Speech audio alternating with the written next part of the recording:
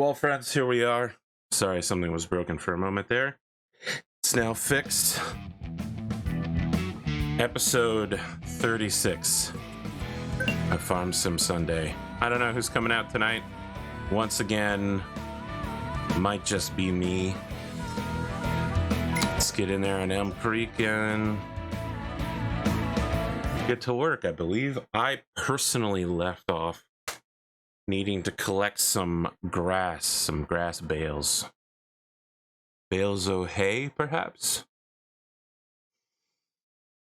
Oh, what a week. What a wild ride. I'm really trying to be positive, and you know what? Kind of worked for me to some extent. I've been pursuing a project for a very long time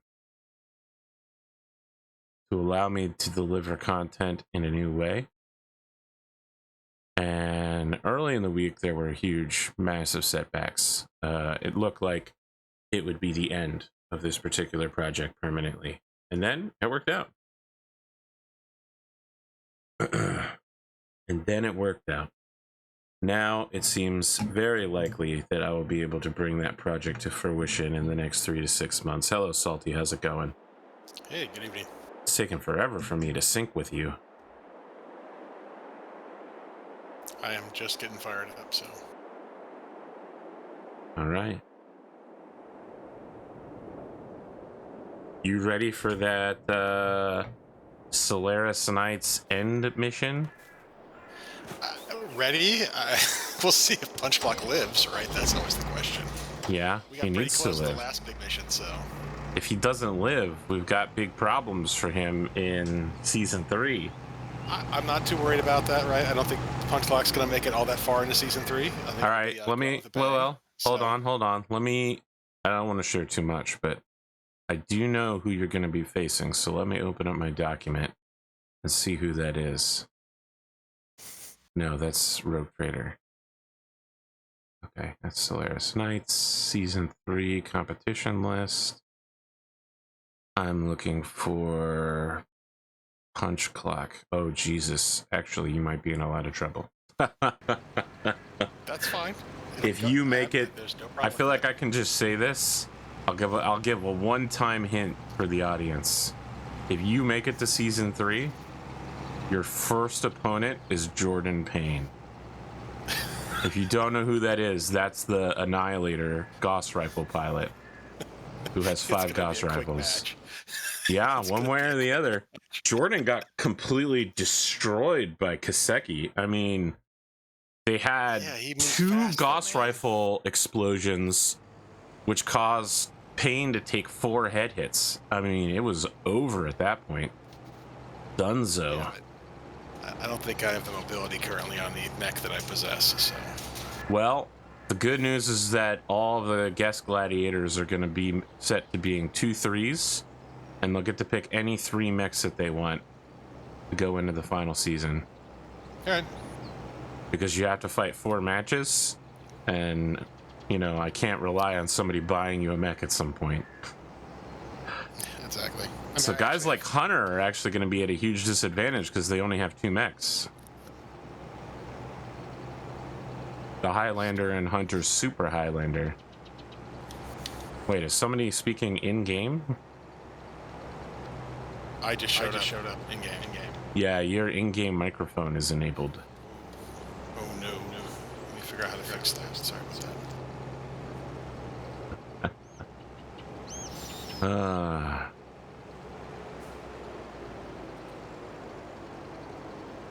Let's hope this works. I don't think so, though. Oh, it did work.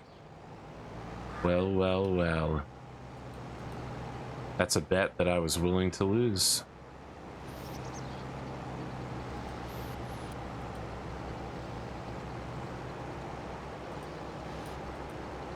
What else happened this week beyond finally...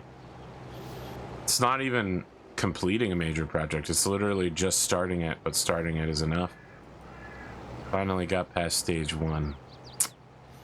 Doing a lot of planning for Stars Rising, the D&D 5e Dungeon Gladiators game. I don't know. Like, I keep doing a lot of planning in regards to how, you know, like the various governments of the world and their moral philosophies and people's cultures. But I wonder if I'm going way too deep, because I want the game to be very bright and adventure focused and everything works out in the end kind of deal, which means I have to step away from my usual way of making things as horrifying as possible for everyone involved, where they're absolutely punished for their choices. All right, your mic is closed. Yeah, you seem like you're good. It's weird because I'm only hearing you out of the right side of my head right now when I have a headset on that usually has stereo, so. That's a great question. Let me check my Windows sound settings then. I'm not necessarily blaming you. I'm just saying that's what I'm hearing. No, I'm gonna Could look entirely be me, so. Hold on. I don't know. I'd need the audience to get involved at this point.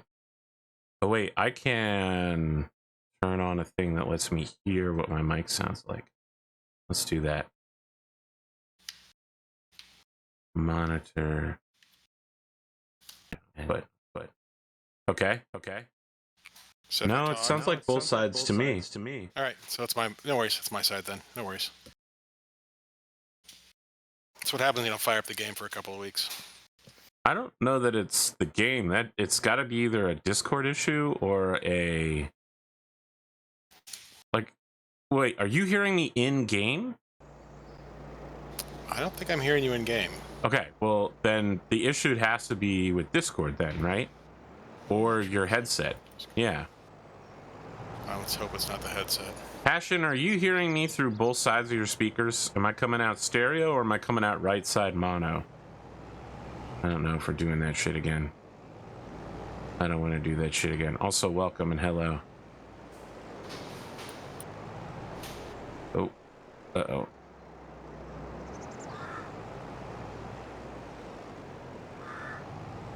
There has to be a better way of doing this that...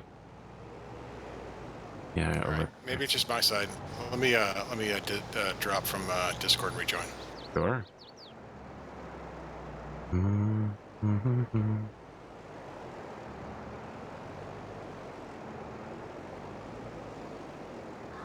This is tough because I'm rotating around a point. You only have one earbud in. Well, then you would indeed only hear me in one ear. Which would indeed prove Salty's hypothesis. Oh, will this work? No. Okay, let's try this. All right, how about now? It's my side. My bad. Sorry about that. Okay. Somehow the balance got skewed on my local mixer, which I don't understand how that would have happened, but it happened, so. Well.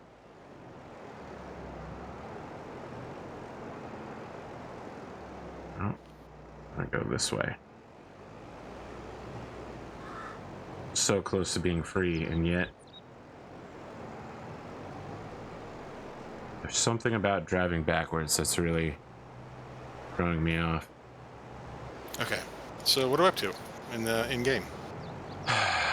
There's a couple of hay bales around we gotta deal with, and then I think next month is planting season.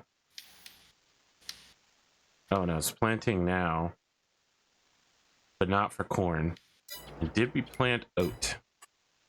We planted wheat. Yes, we have wheat. We also have oats. So here's the big things that happened while you were gone. For the first time ever, we harvested the honey that we have. That was a big deal.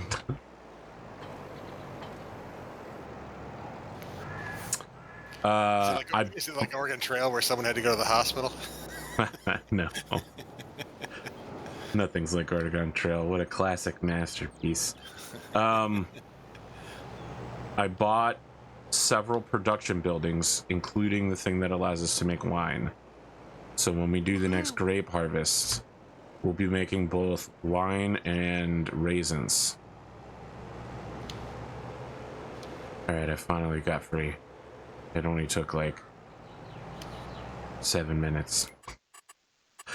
If you hit escape and you go into the menu, you will find our current production chains under the, looks like a conveyor belt with an arrow going to the right. So it looks like I got the grape processing unit, which is it turned off right now? No, it is turned off right now. Oh, it finished making all the grapes. That's what happened. So you can see we have some grape juice and some raisin. So we can actually go in and sell that grape juice at some point. We just aren't right now. We are making oat, and we're going to put the oat in the grain mill to turn it into flour. Is that right? But we're putting we're putting the oat in the cereal factory. Okay, so I'm getting way ahead of myself. When you open the production chain menu, it'll be a lot easier to explain. Yeah, I'm looking at it right now. So I see cereal, right? It says like something plus something. So it's honey, raisins, to corn, to oat. So we're going to be dumping all the corn. Well, we're going to be dumping some of the corn, probably a field or two of corn, and the new oat field into the cereal factory. We need to take the raisins over there as well.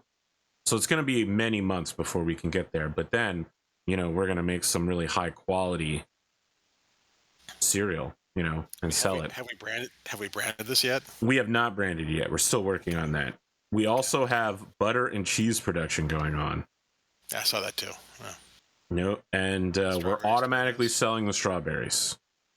So when we make strawberries, we sell them automatically. We're not holding on to them. If we need them at some point in the future, we can just do that. So we do need to move raisins over, but not anytime soon. Right, we can wait on that. So if there's any contracts you want to take, I'll go collect up the bales. Figure that out. Oh, I have the bale collector.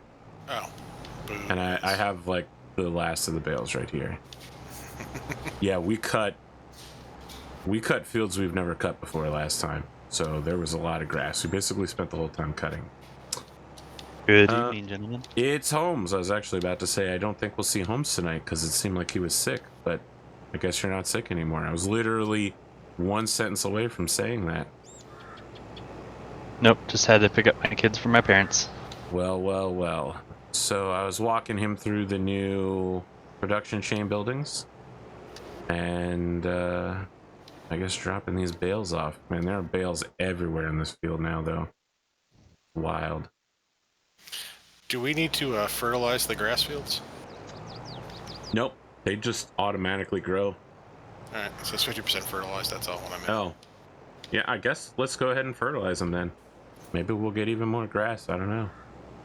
We don't sell the grass though. We just have huge amounts of grass lying around, completely unused. I was selling some last time before I got off. Well, you can sell as much as you want. I don't know how to do total mixed rations or any of that stuff, so you're the only one left with the formula. The other thing, Salty, is that we haven't been keeping track well of milk production from cows and then egg production from chickens and feeding all the animals, because we got too into just moving things along. So we need to just get in there and make sure everybody's doing okay every once in a while. Only a couple eggs. So how do I guess I have not done any of the animal husbandry stuff yet. I don't know how to feed the animals. I don't know how to make the animals food. I know how to feed them. We've got a sprayer somewhere that'll spray food into it, essentially. These things right here in front of this cattle field seem pretty self-explanatory, right? Like, you bring the water truck up to this thing and it'll refill the water. I guess this last one must be to unload the milk. Oh, this is slurry. Then where's milk? Where do we get milk from? You get them from the same place. Yikes! That's And then this manure heap extension that stores all the manure that we get, so we can put it in a fertilizer tank. I was asking that as a question, not as a sure list. Yes, there's a separate trailer Okay. that spreads the manure. All right, and then we got a little bit of milk here, tons of food in the cow barn, lots of straw. So when we need more straw, we have to put it in the straw shooter, and we got tons of slurry in here. Although I'm told that power spread looks like it's ready to go. I'm not playing fun with that. Let's go fertilize a grass field. sure, you know, you have fun. There's grandfather's farm. We had a manure spreader that was, you haven't lived till you see the stuff that goes flying off of there. It was like the worst day ever. Because it flies everywhere. I was gonna say, it sounds clumpy. Yeah. You know, rich. Especially when it's been fermenting for a couple of days, yes. So what else can I say? Yeah, I got my big project I've been working on for a while, and I'm trying to stop my own tendency to be negative all the time from infecting my audience. I feel like I've been doing pretty good on not talking about too much politics on any show that's not this one lately. Trying to behave myself overall. Now, if there's no recording camera nearby, I still don't really think I talk about politics that much, unless you count masks. I don't think masks are political, but I don't make that decision anymore. What else do we got? I got to protect my audience from my want to make storylines super duper dark and dramatic, because Stars Rising is definitely just, it's gonna be it. How can I put this? How can I relate this in something everyone will understand? It's got to be a food metaphor. Everyone understands food. King Arthur Pendragon will be a dark, rich chocolate cake. The primary dish will be a dark, rich chocolate cake that comes with a steak tartare of dark, aged meat. I feel like that wasn't very good. First off, I don't like steak tartare. I don't like anything tartare, but... Sorry, I'm just laughing at this manure spreader. Sorry. Well, I'm glad you're having fun with it. Yeah, it's definitely oof. Yeah. That's something, all right. You're not really riding the edge there, right? Oh, maybe you are. Why is the field? Oh, I see what happened. Yeah, because I went further than the edge of the field. I went as far as I could go, but yeah, you're all right. That's fine. All right, forget the chocolate cake and forget the steak tartare. King Arthur Pendragon is a full ham roast meal, right? When you leave, the umami, the savoriness will be heavy upon you afterwards. Stars Rising is going to be my attempt to throw back to something like Can Coal or any of the Powered by Apocalypse games. It's going to be a light, refreshing, like sushi with like a orange juice and maybe like a fruit salad selection. All right, is that understandable? I feel like no one eats fruit salad with sushi. I'm struggling, guys. I hope the metaphor is coming across. I understand what you're trying to convey. I want Stars Rising to be a hell of a lot more positive than most of the stuff I've been putting out lately. There won't be any murders or assassinations. You've got one very, very heavy show and one nice, light, refreshing mixer. And then I want to do the next 5e adventure module that comes out, assuming it looks like it's good, because, you know, some of them have not been good. And if it's like Return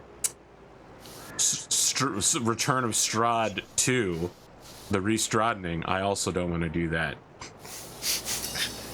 Return of Strahd to Electric Boogaloo. Yeah, I don't know much about Curse of Strahd, but every story I've ever heard from it sounds awful.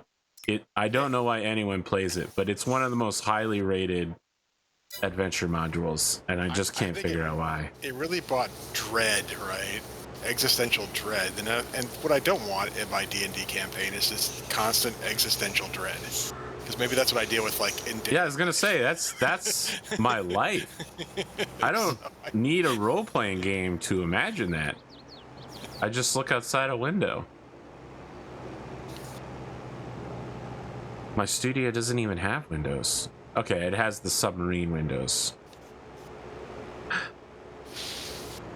I get 6 inches of exterior light off of 3 windows that are less than a foot long. I pop them open when springtime comes in order to air out the studio. This is in a basement, in my basement. So yes, I need the sushi with fruit salad in my life. Not right now. I'm pretty chillied out right now. Not that Solaris Nights is chilly. I just had some chili. If you want to fill it back up, if you pull to the outside... Oh, watch out for the hay bale. Oh, okay. Alright, yeah. Kind of right in front of where the slurry tank is parked is where you refill it. Alright, so I need to move the slurry tank? I'm on it. You can just pull in front of it. Like, pull in front of it and then back up.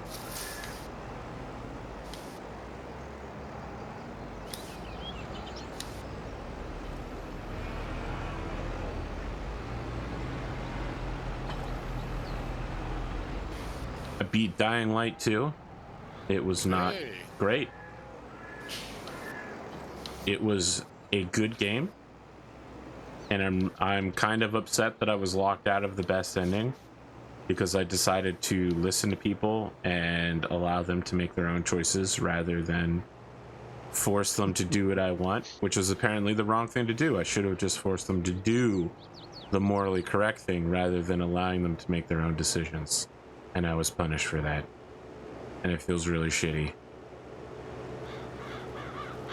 It's just a reminder in the future to always force everyone to do what you consider to be right. I am being sarcastic, by the way, since some people don't understand when I'm being sarcastic. I've recently been quoted saying something in a sarcastic tone that was obviously sarcastic. And someone put it in print and was like, this is what this guy actually believes. And I'm like, okay, I was very obviously being sarcastic. Please include context. I was going to say, is it one of those people that's always trying to throw you under the bus for stuff? I don't have those people anymore, really. I do. Listen, the worst thing I deal with right now is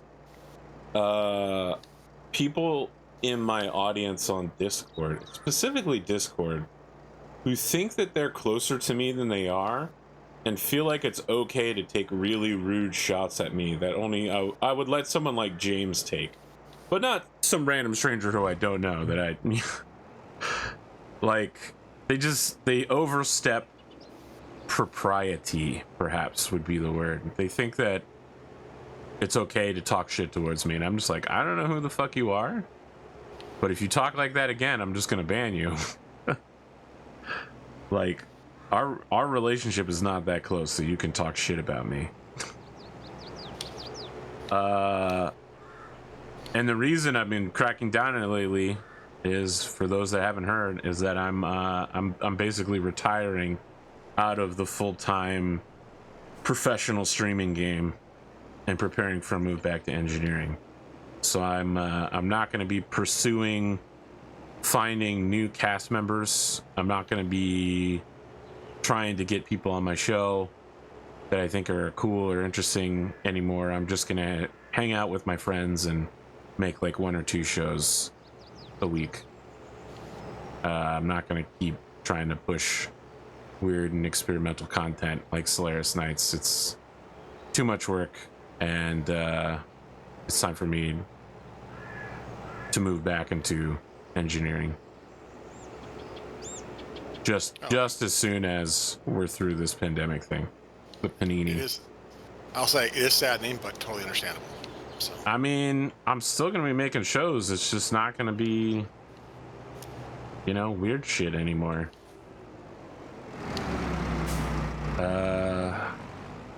I'm gonna be changing the format of the shows. Like, future non-gaming stuff on Twitch is gonna feature hourly breaks, because Twitch does that thing where it shows you ads for a very long time, and you basically lose out on everything that happened during that time. And the way to defeat it is to run 3 minutes of ads, and that will give you 1 hour of time without ads. So if we take a break every hour exactly and run 3 minutes of ads, make a 5-minute break, make a 10-minute break, probably closer to 5 minutes. Just let everybody get up, stretch their legs, get some water, talk, and then come back. No ads for anybody anymore until the next hour counts down. Yeah, so we're going to be adjusting for that. We're going to be doing very minimal intros, no personal talk, announcements only, really. And move it to outros. Get the show started immediately. And I'd really like to start on time in the future. I used to start exactly on time, but we've somehow moved away from that, and intros used to only be like 5 to 10 minutes, but now they've stretched out into 40 or 50 minutes, and I want to get back to basics. We're going to start chopping things up. And maybe I'll do like it'll probably just be this, farming simulator, where every topic is available and on the table more or less, and we just talk. But I could also maybe do like an open Discord night. I don't think that's a good idea, but maybe it is. We'll see. I used to do them a lot more. Hey Jim, how's it going? Glad to see you live here tonight. Actually, we got quite an interesting crowd here live. I'm just driving in a circle while these guys do some manuring. Some enduring manuring. Then we'll probably kick time forward at some point. Hey, Boss Perkins, this smells like money. Yeah? Can you sell it for money? Yeah, but you're going to make something with it with money. Yeah. Well, I do love money. I guess the only other thing I have to talk about this week is that Count Ronald Swan's going to be coming back in the future. I think that there's a pretty solid shot that I am going to finally get the VTuber commission slots that I've been hoping for. And my VTubing character is not going to be a lich or a vampire or monster guy or a depression bear, I think was one of the... It's going to be my old Burning Wheel character, Count Ronald Swan. Yeah, I mean, it just seemed like time. Silver Fox. Oof.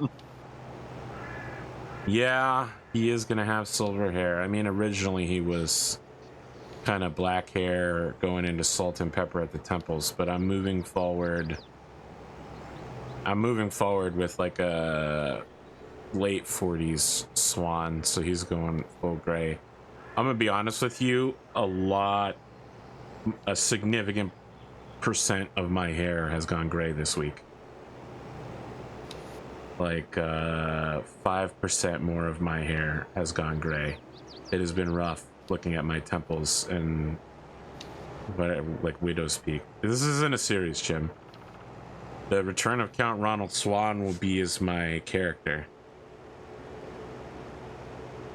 It's basically going to be me streaming as him, and I don't know how to explain VTubing. I feel like you could just watch a VTuber for like 5 minutes and it would, or even just 30 seconds, and you'd be able to figure it out. I mean, I can probably just link you a VTuber real quick and you'll get a good indication. But it's essentially a virtual animated character that will follow my movements And yeah, we got a lot of people working on it right now. All right, here you go, chat. Mostly for Jim. It's actually one of the top YouTubers, Yoklesh.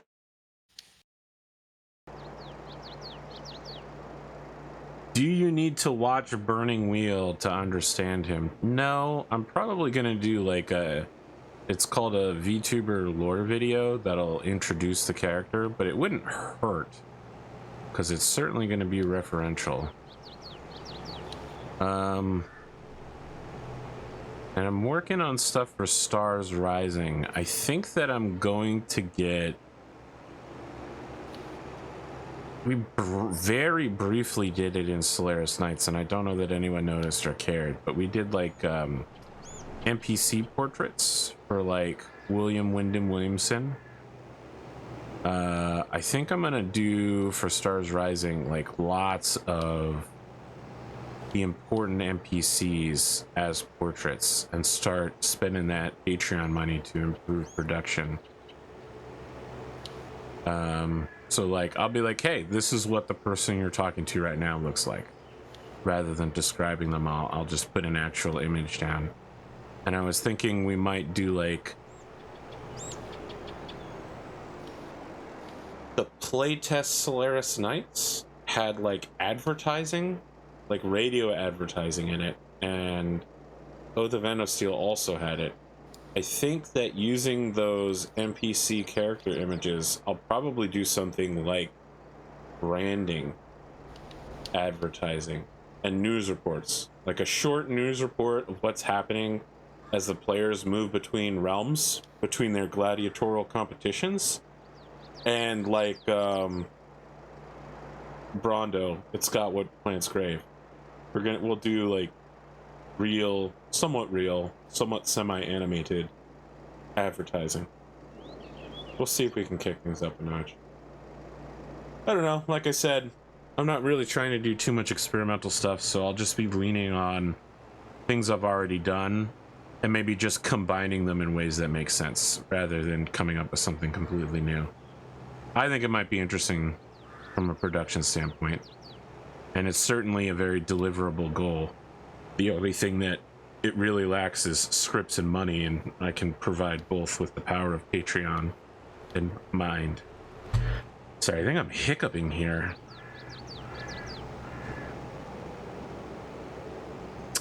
Well, I just told you guys a lot. I don't know if you got any reaction to that, or maybe you want to talk about your week. Go ahead. Well, wait. Hold on a second, Holmes. Are you spraying at maximum length, but it's only covering like 80% of it? The rest of that's just a graphics thing. On the map, it's showing it's doing the whole thing. But okay, well, I mean, as long as it's actually doing the whole thing, it doesn't matter. Okay, but I'm very confused. What I just watched was an anime character listening to music. Yes. So VTubing, virtual YouTubing, is that anime character. That's a real person doing live motions. That's, I mean, they're using probably Yoklesh is using her iPhone to capture her face movement in real time, and then it's being like rigged onto that character and moving again in real time. So it's, I mean, it's not really an anime character, it's a real person. Again, it's totally live. So that's what Count Ronald Swan's gonna be doing. It just means I can do stuff without having to have my camera on. Because you may not know this, but people don't particularly like looking at me. And I'm getting old and exhausted. My hair is going gray extremely quickly. And I was hoping I could make it to at least 40 like my parents, but it's not happening. Lip syncing? I don't think that's a good description of it. I guess if that helps you understand the concept. What do you got? You sound like you want to jump in here. Oh, I went gray at like 25, so. Well, I was hoping to at least make it to where my parents did, but it's not going to happen. My wife has been noticing a couple of grays in my beard every once in a while. Oh, no. Oh, wait. I got to go. We're missing fertilizing in several locations, actually. All right, On that well, last field. 44. Our bottom leftmost field just has a huge square. It's probably where the potatoes got turned up. And I never finished fertilizing it after turning them up. So I'm going to take the breed all over there. I mean, a lot of these fields you can't double fertilize until you plant, right? You can fertilize after you've done something else. So if it's a bare field, you can like fertilize it and then you can cultivate it and then you can fertilize it again if you want to do it beforehand. I think that cultivating it is what has rid it of its issues, but let's see. All right, did that do anything? Slightly, but not really.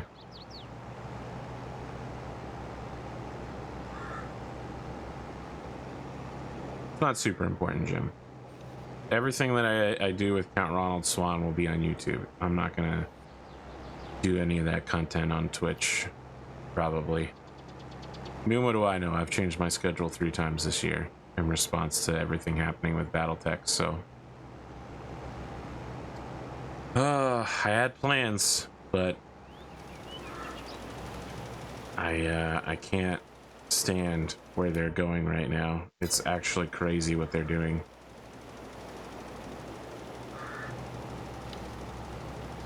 I do have to say the last episode of Oath of Steel was wow.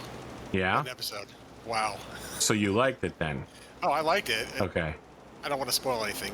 I'm just making sure, because, you know, a lot happened, and sometimes people get really emotional and threatened and threatening about those kinds of events.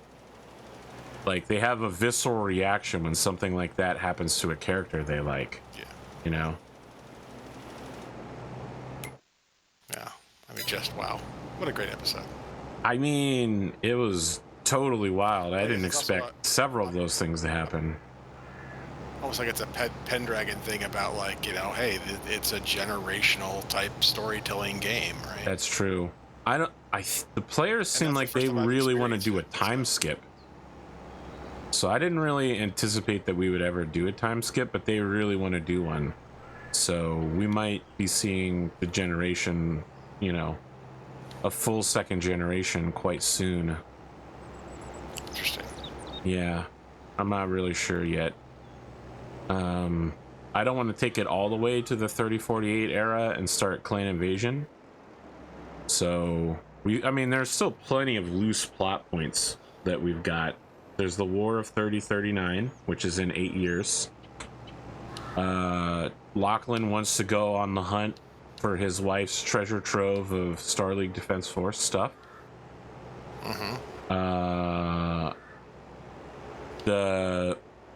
How do I say this without spoilers?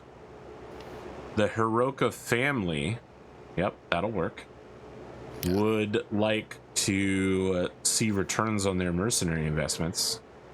And Anko would love to do something in the periphery at some point. I feel like Eddie really, really, really wants to do something in the periphery. He doesn't know what, but he wants there to be something. So I'll make something up. Actually, I've got something on my mind.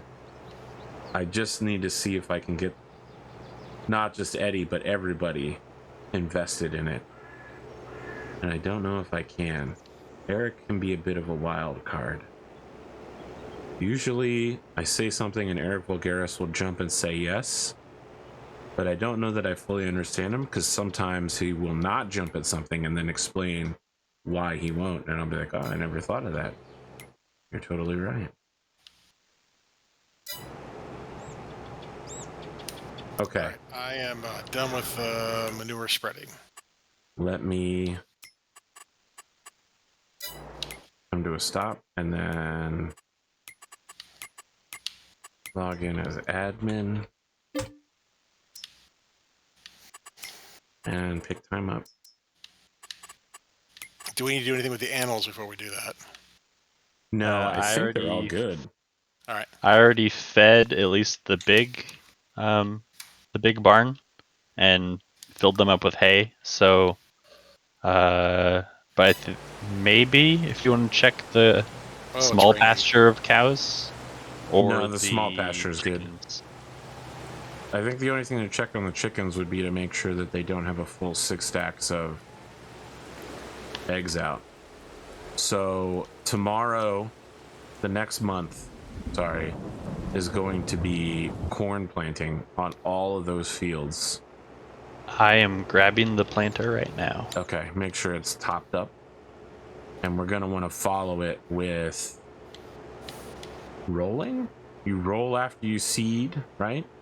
Yes. Okay, and then you fertilize, right? Yeah. Let's see here. Well, I haven't gotten to play any Gran Turismo this week, not just because I'm trying to cool off and reset my style, but also because the servers went down, and I don't know that they ever came back up, so I kind of just gave the game time. They apparently have all the major ways to make money, and you know, I kind of had most of the cars I wanted, but all of the like legendary cars are 20 million, which means you need to spend something like 25 hours doing 300 plus races with first place finishes, no contact, in order to get just one of them. And that's a little bit outside of my, I'm not going to do that to get 10 different cars. You know what I mean? Like, yeah, I'm here to play to have fun, not, they really want people to buy money, you know. I was wondering because there's a DLC shop.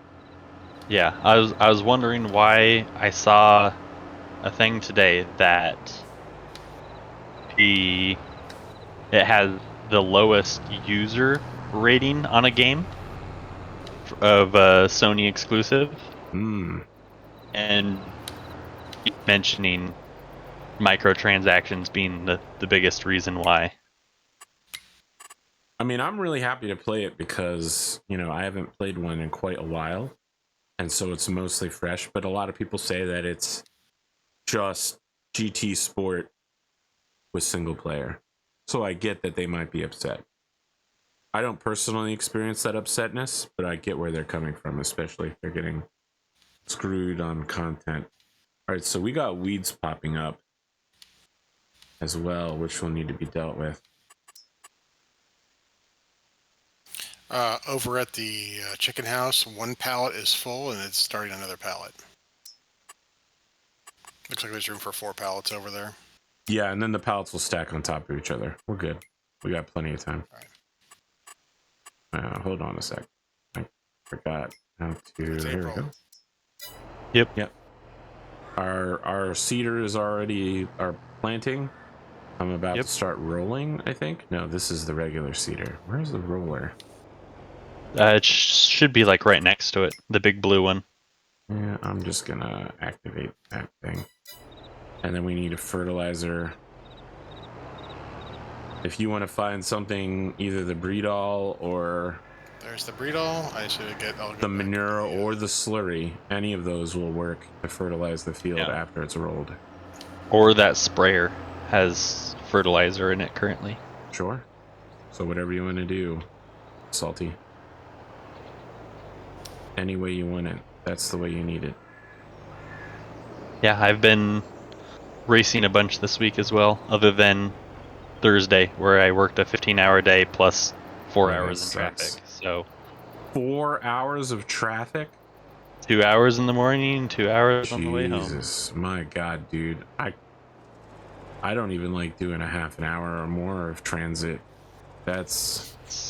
There's a reason why I was late and why I didn't really want to start afterwards. Yeah, that's fine. So. Look, nobody blamed you. I mean, you gave us good warning too, so we were all just playing other games. You know what I mean? Like, it wasn't a big deal. Yeah. I'm gonna let you get another go around. Sometimes with my work, that kind of happens. So when there's an emergency, I kind of gotta deal with it. Listen, everything you're saying really makes me want to make sure that whatever I move to in engineering, that work from home is at the top right. Like, yeah, I'll probably need retraining to get into the office no matter what I'm doing. But after that, I want to be able to work from home most days.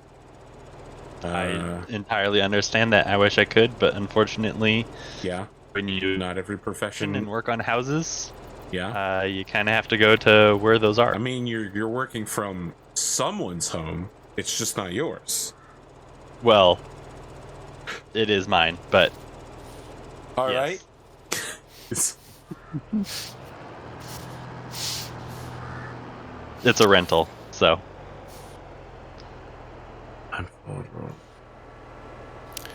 Alright, how do I search for the sprayer? Is it hooked up to something? You hit P? It is on the little concrete pad right next to the river going towards the store.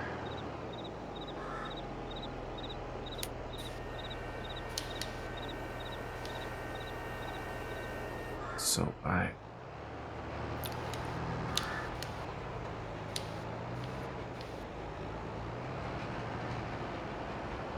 and then we got that Obi-Wan Kenobi series coming out soon. That looks very good.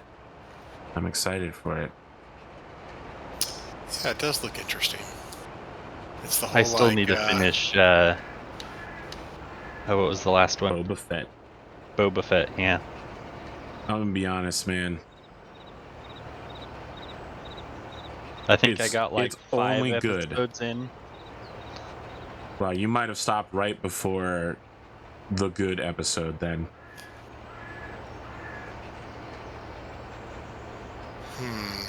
At some point, one of those things where we were watching it as a family, like during dinner time, but then the boys just weren't eating dinner, so. You need to watch Book of Boba Fett? Okay, then I won't spoil anything. I have strong feelings about it, though. It was good, but it was definitely nowhere near as good as any of the recent Disney, Star Wars, or Marvel series have been. I think they started out really well, and then all of a sudden it went to be... I feel the opposite. 2.5. Yeah, I feel the opposite. I feel like it started weak and it got better. Then when it was at its good point, it flipped over to just not even caring that it wasn't Mandalorian and just pretended to be Mandalorian. All of the best parts were when it was just Mandalorian, so. I mean, you can tell because all of the memes that have come out of it are Mandalorian memes. It's almost like they should have titled like Book of Boba Fett, a Mandalorian story. I will say this though, that single shot cut on the Halo ring on the Mandalorian episode, that was fucking, my god, that was so slick. Mind-boggling. Yeah, that was so good. You could tell that Bryce Dallas Howard was looking for an opportunity to flex on the directing community and just be like, oh, what's that, bitch? You thought you were a good director? I'm Bryce Dallas Howard. I was in Jurassic Park. I'll destroy you. It felt personal. It felt like a challenge that everybody else now has to live up to. It was so good. So I'm in the spray. I got the sprayer. Do I need to head out where you are currently? Yep, the leftmost field of our mains. All right, headed there. My god. Full of stars. Anywhere that's the light brown, you can start spraying on. I was gonna wait for you to turn the corner. Yeah, that works too. So I'm thinking of doing something for Stars Rising and King Arthur Pendragon that's like a an intro guide for the audience. It's going to be very Eric Bulgarisi, like music themes, like when I'm preparing scenes, this is the music that I've listened to, that sort of thing, so that people can get an idea of what they're about to watch. And, you know, I don't know that many people check YouTube description to find that kind of stuff, but I'm gonna try it.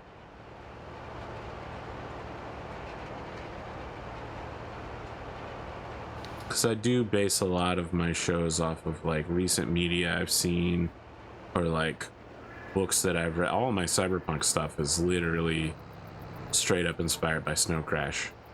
Pretty much the best cyberpunk novel ever written. I'm still playing. Nothing has changed about my plans to do King Arthur Pendragon or Stars Rising. King Arthur Pendragon is already ready to go. We have a cast, we have an overlay, we know what day and time it's going to be on. We're just waiting for Rogue Trader to end. Nothing changes about King Arthur Pendragon. And I have all the maps set up. Everything is ready to go in Roll20 through the first 30 episodes. I'm good. Is James gonna be part of that then? Yeah, it's James Glimo and Spoon. Sounds like another good show for me to watch. That's what you need for investment in a show? You just want to ask me whether James is in it or not? You know who else is in it? Just me. Did you ask if I was in it? It's a Pendragon game. I haven't listened to one in quite a few years, so. I don't know if you know this, but I actually ran 3 different Pendragon campaigns, including one where Greg Stafford dropped by and said I was doing a good job in the YouTube comments section. You've mentioned that quite a few times in A Time of War. I know. I just want to make sure that people know that it's there, because sometimes people are like, you know, Arthur, you don't put out enough content. And I turn to them and I say, what the fuck did you just say to me, you little bitch? I've been streaming for almost 8 years and I got almost 5,000 videos. There's definitely something for you. You just gotta recognize. Sprayer is out of fertilizer. Where do I pick up more? I'm just about to go get some seeds as well, so if you want to go meet me at the store. Or just try to follow you. Yeah. Is it pallets of liquid fertilizer? Yeah, the big plastic containers of them. And then also we need some seed if you... Whoa, watch out! There's no contact. Boss Perkins didn't see that. I caught the... He caught the fence. The chain link fence there. This is why we don't have fences out in farm country. This isn't the way to go. Nope. You're not getting through there. Picked the wrong side of the drive-thru to go through. The planters they just take regular seed? Yeah. It's just seed.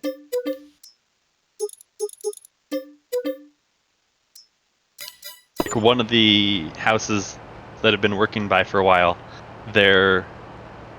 someone crashed into their chain link fence in front of their house and left their entire front bumper when the car left. Ooh. And it's still there like 2.5 months later. So every time I... Oh no, we lost him. He's gonna crash into something. Undoubtedly. I've seen this before. Up, he slowed down. Alright. Yep. He might be back. Maybe? Yep, I'm back. So we heard they crashed into something. The front bumper's still there in the chain link fence. And it's been like 3 months now. And the bumper's still in the broken chain link fence. So... Does it have a front license plate? I'm pretty sure that they're just waiting for their insurance person to come by because they're trying to get insurance to pay for their fence. Is my guess. Sure. Of why their chain link fence hasn't been touched and there's still a bumper in their chain link fence in their front yard. Sure, makes sense to me.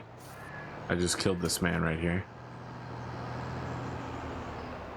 Put a gun against his head. That gun is a 4-ton tractor.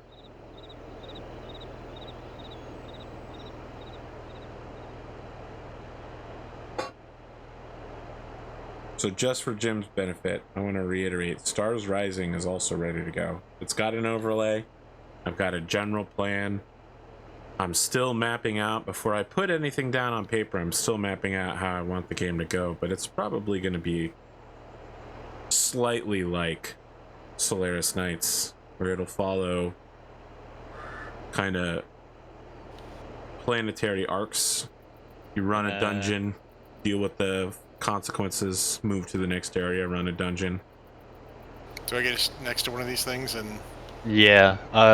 You have to open up your tank. Yeah, right? make sure that it says R says refill spray. Fertilizer. Yep. Uh-oh. What did I just fill this with? No, that's fertilizer. Which should be good. Unless you're filling up this one container of herbicide that's right behind you. Stars Rising is D&D 5e. Oh, that was that was the herbicide. Well, you can unload it, you know. All right, so hang on. What, like X F1, or? Yeah, F1 is a I. All right, so pull forward a little bit then. Let's try that one. Oh, where are we going that one? Yep, you got fertilizer this time. So if I get out, right, there's Pioneer. That's seed, right?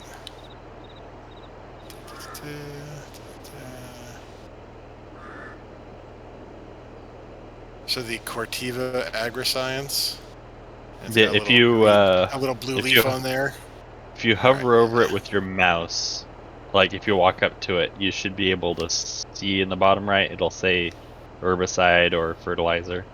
Liquid fertilizer. Yep. Alrighty.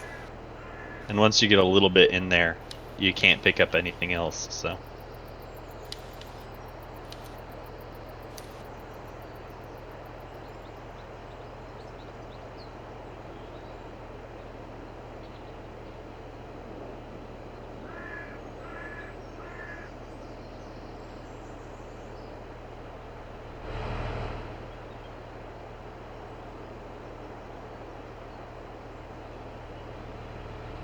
Well, Salty, it'll be a little while, but at some point I might do like Paranoia. Oh. I've been desperate to try to find a way to do Dread online, but I don't think it's gonna happen. Is Dread a different game I'm not aware of? Yeah. Okay. I have to approach this carefully because Dread uses a copyright trademarked word involving a tower of wooden blocks. Okay. Where you remove one and then place it at the top, right? And the point is to not be the person that knocks the tower over, right? We all understand that there's a word I'm not allowed to say because they have been incredibly litigious with Twitch streamers who say the word. Right, we all understand. Dread uses that thing to do a horror game. Yeah, unique game mechanic, yes. Whenever you, well, for them it's called the tower. You play out a horror storyline, and whenever you need to do something that is risky, or if you are paralyzed by a psychological fear or trauma, you draw from the tower, and if you fail, you die. And so each pull brings the whole party of people closer and closer to a irredeemable loss.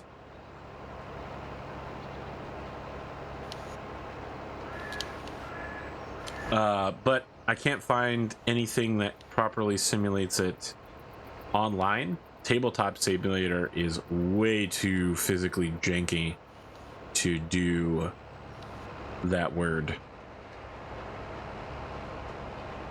So it does seem to mostly be an in-person game. Also, to follow up for my retirement, I'm not going to be pursuing mega games anymore. I'm not going to try to collaborate with other tabletop RPG creators to get 40-person Watch the Skies games together. It's too heartbreaking to attempt it over and over again and then be screwed at every step of the way. It's every time I try to work with somebody, they just want to know what's in it for them. And the idea of just sitting down and having fun is so antithetical to some people that I don't know. So I'm retired now. I'm a Twitch streamer for fun. And at some point soon, I'll be a YouTuber for fun. Did I miss that patch? Certainly looks like I did. I can't move. You'll be fine. It's just a roller press. Couple ton roller press that'll just, You'll only be in pain for 2 or 3 seconds. The rest of it won't matter. Just think of yourself as fertilizer, Salty. Ooh, please, no, that's way too dark. Come on, man. I'm sorry. My bad. Yeah, I'm gonna listen. If I hadn't already mentioned coronavirus, that line alone would take me out of advertising ratings for YouTube.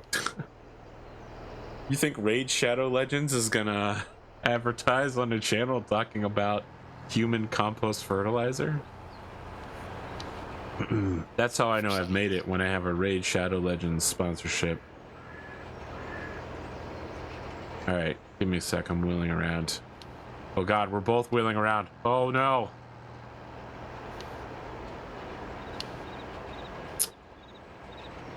I don't know.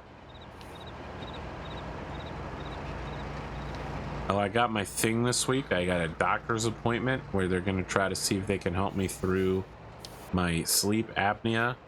And if that's true, it might relieve the heart problems I've been having lately. And that will mean I might not have to take my heart medication anymore, which will mean I can finally drink alcohol again, which will mean I can finally drink the giant bottle of Irish Baileys that I've had sitting out for a full year, waiting desperately for me to be able to drink alcohol again.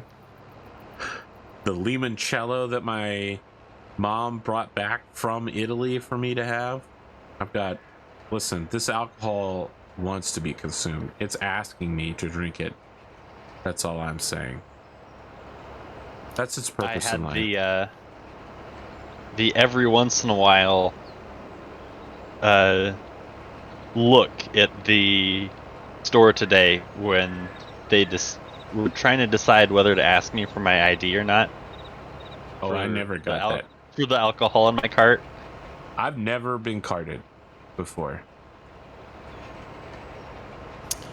They've pretty much stopped since my beard is now more than like a foot long, but before that, every once in a while they'd look at me and still ask, or they just look at me and go no.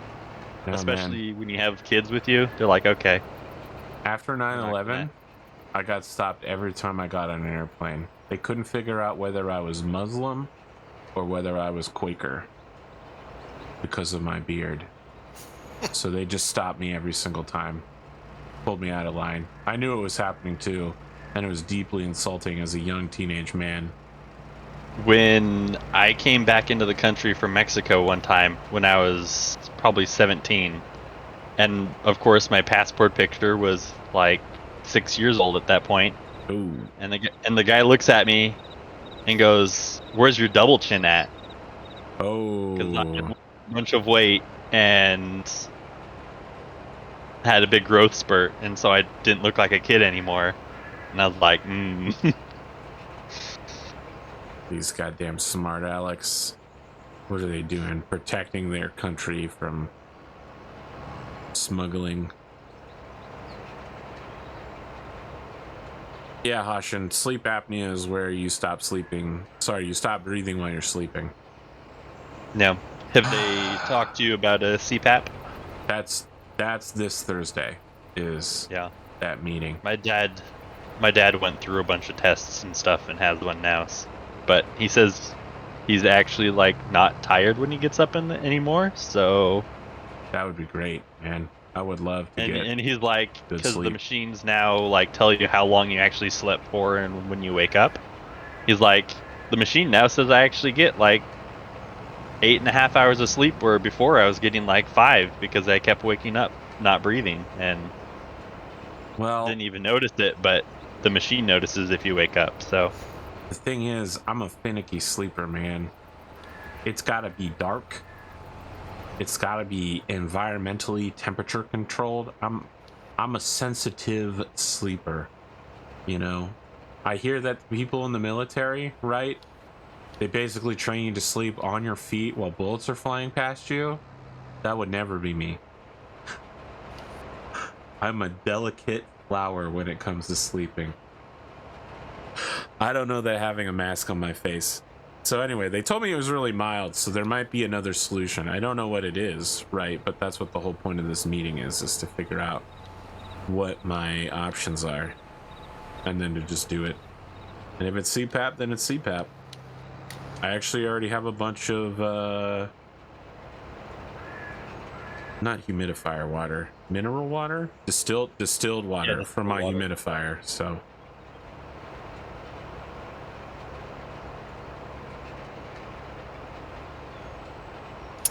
Yeah, I have a CPAP, and it makes all the world difference. Yeah? You don't have any problem sleeping with it? Nope. Okay. Look at that. Yeah, This guy's out here. My wife doesn't kick me in the ribs anymore, or in the shins anymore. Wait, how did the CPAP make that happen? Because I stopped snoring. Oh. I remember So my uncle used to have it really bad, and before he got one, we used to go every summer before school started onto a houseboat for a week, and everyone would make him go sleep outside on the beach instead of sleeping in the beds on the boat because his snoring was so bad. Look at this snoring discrimination.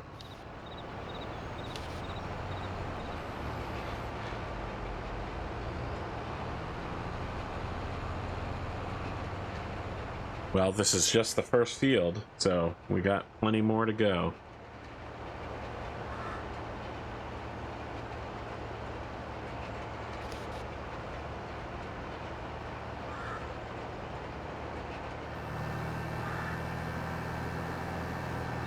Well, I'm excited to get whatever real sleep looks like.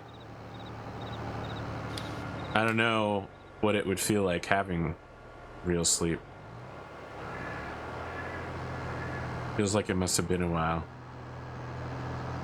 I mean, my doctor said that it must have been happening for a very long time for a mild case of sleep apnea to advance to the point that one would get pretty dangerous heart failure. But that if I keep taking my medication, I should be okay. Like, there's never a point where heart failure is good, right? And it probably will have a permanent injury to me forever. But as long as it doesn't happen again at that bad, because that was pretty scary. Just live with it. I mean, that's my only choice, because my other choice is to die with it, and I'd prefer not to do that. Ooh, sorry, that's way too dark. Should have kept that one to myself. I mean, it is the #1 leading cause of death in males. Yes, I agree. Dying is the #1 cause of death. Well, no, heart problems, but that's also true. Lack of blood is also my greatest weakness. Some people are like, wow, you seem like you're incredibly strong, Arthur. And I'm like, I can easily be defeated by removing blood from my body.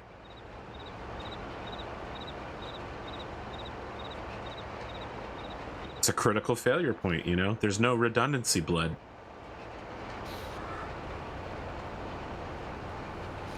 I know. I'll just say this. You get used to it.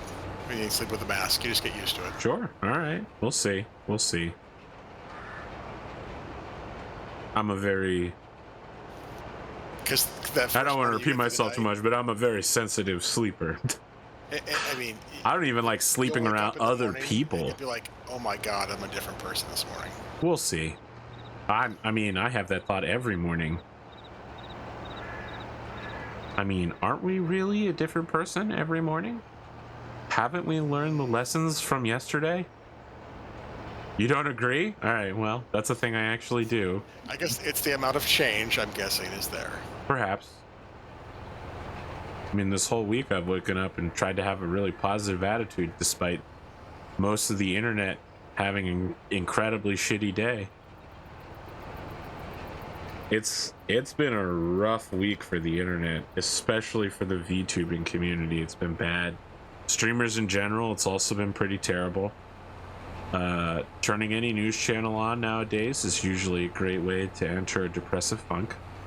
And not the kind of funk where you're like, yeah, I could groove to this. But the kind of funk where you're like, oh, this smells like gym socks. Nothing? I was hoping for at least a small laugh on that one. All right, I'll let it pass. They can't all be winners.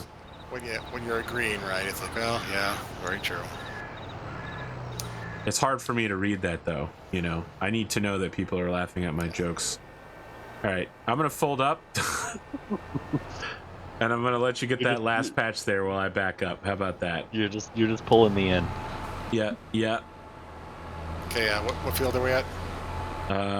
Directly south of the one you're currently at. What the heck? I can't move. Can't I go backwards? All right, here we go. All right, that should be good, right? You can get in there and get that last patch. Oh, maybe I gotta move like this. That'll help. Make things even harder. That will help make things even harder. All right. I gotta pull that cart around. Or should I spray the wheat? That means I think it needs to be sprayed. No. Follow behind me and fertilize. Yeah. All right. We're pulling a good pace.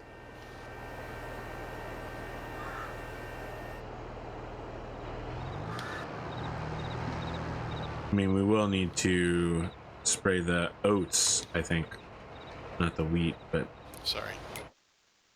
It was the field that's next to the one we were just in. Yeah, oats. The time build channel safe? I don't know what that means. I'm gonna need you to clarify, Hashin. Did you just plant 44? I have not done 44. I'm going to go get more seed. Oh, okay, that makes sense. This one has a very small capacity.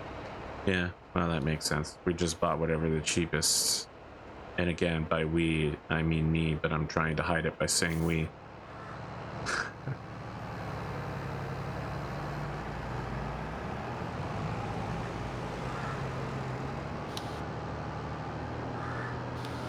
The cheapest corn seeder was planter, sorry. This is this field here is reading 100%. Fertilize? Mm-hmm. Let me walk over here and take a look. Find that hard to believe. Fertilize, some parts of it are 77, 79. I think you're better off just... Yeah, it looks like you need to hit the edges. Yeah, get in there, give it a little lemon squeeze, you know. How about this one over here? Yeah, this one also has several parts that aren't 100%. You might as well just double dip. I mean, between auto selling strawberries and chicken eggs and the electricity farm, we're making like net positive. We're cash flow positive. Yeah. Yeah. Oh, and then we had what was it, like a $350,000 payout when we sold everything? That's true, but then I spent it all buying the production buildings, so you know. We did, which is more stuff that we now need to check on when we to haul. I guess. I mean, unless we set it to auto sell, which we didn't do yet. No. I don't want to auto sell most of that stuff, though. You know, maybe the milk products, but you know, I wanted to build them up for a little while. You know what I mean? Do the prices of those things fluctuate? Yes. well, then maybe it would be a good idea to not auto sell them. You know what I mean? Yeah. You know, we'll wait for a good opportunity, but let's let it build up for a little while. We're not hurting for cash. I think we're in a good position. You want to talk about the time bill, huh? I don't know. I feel like it's a good idea to just stop screwing around with everybody's schedule. The whole world isn't on the same page, though, so I feel like that's kind of a step against it. But I think Arizona was never really...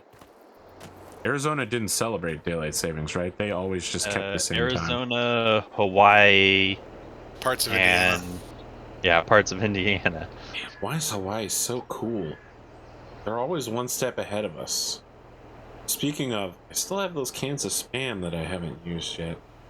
I just bought a Costco pack, which is I think 12 cans. Yeah? We of Spam? My wife and I went on what sodium? we call our Costco date, where we drop the boys off and we go to have lunch and then have Costco, or go to Costco to meander around and look at stuff. You could go to Costco and have lunch. Their pizzas and They actually just closed our food court for the next month and a half while they tear it down and rebuild it. Ooh, ouch. But they said they're going to have a hot dog cart outside, so... It's true, the hot dogs are good. Mechanical Frog. You want to know, am I winning at farming? I don't know that you can win at farming. I'm not losing. And if you had said, are you winning, son? I would have said yes, but only for the memes. We're not losing, that's for sure. Don't get caught on me. It's expanding. You gotta go wide. Okay, he's good. I mean, remember, isn't this just a tax haven anyways? It's true, it's a tax haven or is it money laundering? Which one is it? No, this is the money-making operation. This is the one that makes money. The zoo. No, the zoo is where the money goes to be a tax haven. We launder the money at the zoo series, right? Because with zoos, you're exchanging a lot of small bills in refunds, or not refunds. Like somebody hands you a $50 bill and you need to give them $18 back. You use the dirty money to do that. It's a tax shelter. You can also write off a lot of zoo stuff for like charity and stuff. Yeah. Jim knows. The zoo is the tax haven. The ranch and the farm are the ones that make all the money. Although it used to be that this farm didn't make any money in Farming Simulator 19. We were starved. We're doing a hell of a lot better this time because we're not renting any equipment. Well, and also we don't have as much extra equipment because there isn't as many of us running at the same time. Sure, we don't have like 5 people running at the same time. I think we have plenty of equipment, but yeah, none of it's rented, so we aren't paying maintenance and fuel and rental costs on it. Well, and we put our first couple of harvests into profitable enterprises of windmills and yeah, we're doing pretty good. You want to spray that southernmost field there? And then we're moving working on it. 52? Yeah, okay. I don't know. It's so tiny. It's a tiny field. I mean, look, we had something like $2 million in equipment from 19, so I just... I mean, that tells you when we switched over, we had made $2 million. It was just we had it all wrapped up. Not really. I mean, you start with $1 million, so we really only made $1 million. But you know, I bought that very small field because it seemed like everyone wanted to do something different. So I wanted there to be a lot of small fields that everyone could participate with, but that never really happened. Spoon is the only one who staked the claim besides me on a particular field, and that's fine. I think that the way we do things in Satisfactory is probably the way that we're going to do things going forward with survival servers, which is where we insist that everyone make their own small base and work alone, because working together doesn't work that well for us. Ironically, this community is not ready to work together well. Everyone needs to lone wolf. It also depends on the game. I'm sure there's some games where Empyrean everyone Space can get together Engineers. a lot of games 7 like Days to that. Die is the only game where we really made a base together and stuck to it, with the exception of Eternal, who went out on his own. Well, I mean, like with Empyrean and Space Engineers, that's almost entirely multiplayer server of someone playing single player doing their. Maybe. I really want to do Empyrean again, but not anytime soon. I'm not ready for it. And I don't think the server is ready for it. And I'm going to do it way more casual. So I'm just letting our survival servers cool off for a few months. Because after what happened with the forests, I was really upset. I thought the forest was going to be cool. I didn't realize it was about cannibal babies. It got weird. That's true. There is an M in team. There's also an M in community, which does have an I. There's also meat in team. Wow. That's disgusting and creepy, but all right. Oh, I have a Discord message. Let me go check it while I'm on the straightaway. It's not from Lawson, surprisingly. That's pretty shocking. That one will probably come later.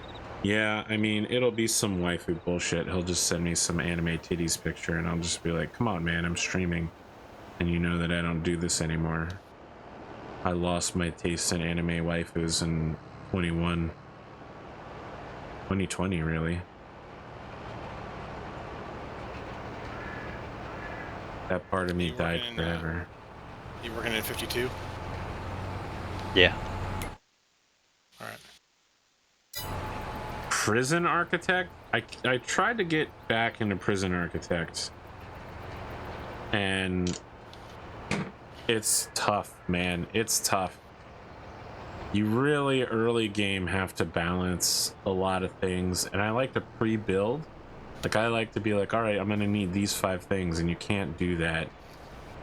I think that Rimworld has really taken everything that Prison Architect started and made it a lot better. Yeah.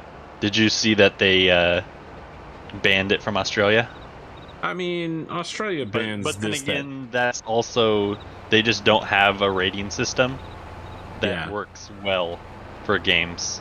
They ban a lot of stuff in Australia. It's not really sensationalized anymore. The Australians just get a VPN to get around it anyway. I know, I saw that and just laughed and went, okay, well, now it just falls under their idea of what a mature game is.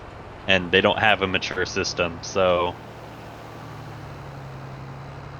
Well, they're their own country. They get to make their own decisions. They've certainly made some weird ones in the past.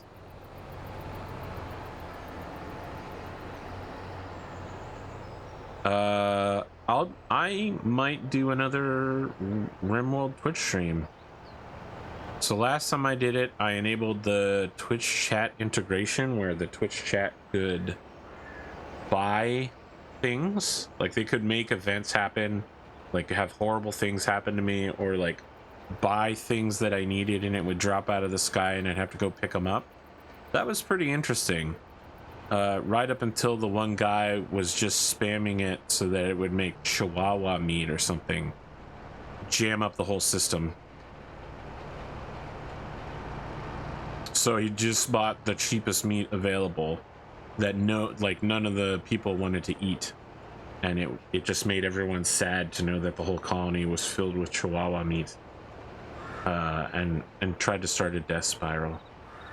Wait, how is Dwarf Fortress going for you, Holmes? I guess maybe you've probably been pretty busy. Been a little busy, and I mean, like I said, I started racing, so that's kind of been my time. Yeah. I'll get to it when I can, but sure. Rush. Have you seen any of the Rimworld multiplayer mods? They work pretty well, actually. I don't know anything about this. Tell me more. Basically, you can have multiple people have their own colonies and do your own thing, but then also trade or like go help people when they get raided and stuff. Oh, like on the overworld map? Yeah, so other people will make it in the same world? You're on the same planet, and you can decide where everyone starts at, and then so here's my question. Who's hosting that? Whoever's hosting the game. So like one person starts the game and everyone else joins to make their colony. It saves the colonies, the other colonies then, and when people rejoin, they rejoin on their own colony? Yep. Okay. I'll try looking into it. I've never heard of it before. Yeah, there's several of them that have been out for a couple of years now. I played one with my brother-in-law, and it worked out very well, actually. God, imagine having a good relationship with your in-laws. No, never mind. I don't get to make jokes like that because I don't have in-laws anymore. My wife's family, it's her sister, and she has 5 brothers.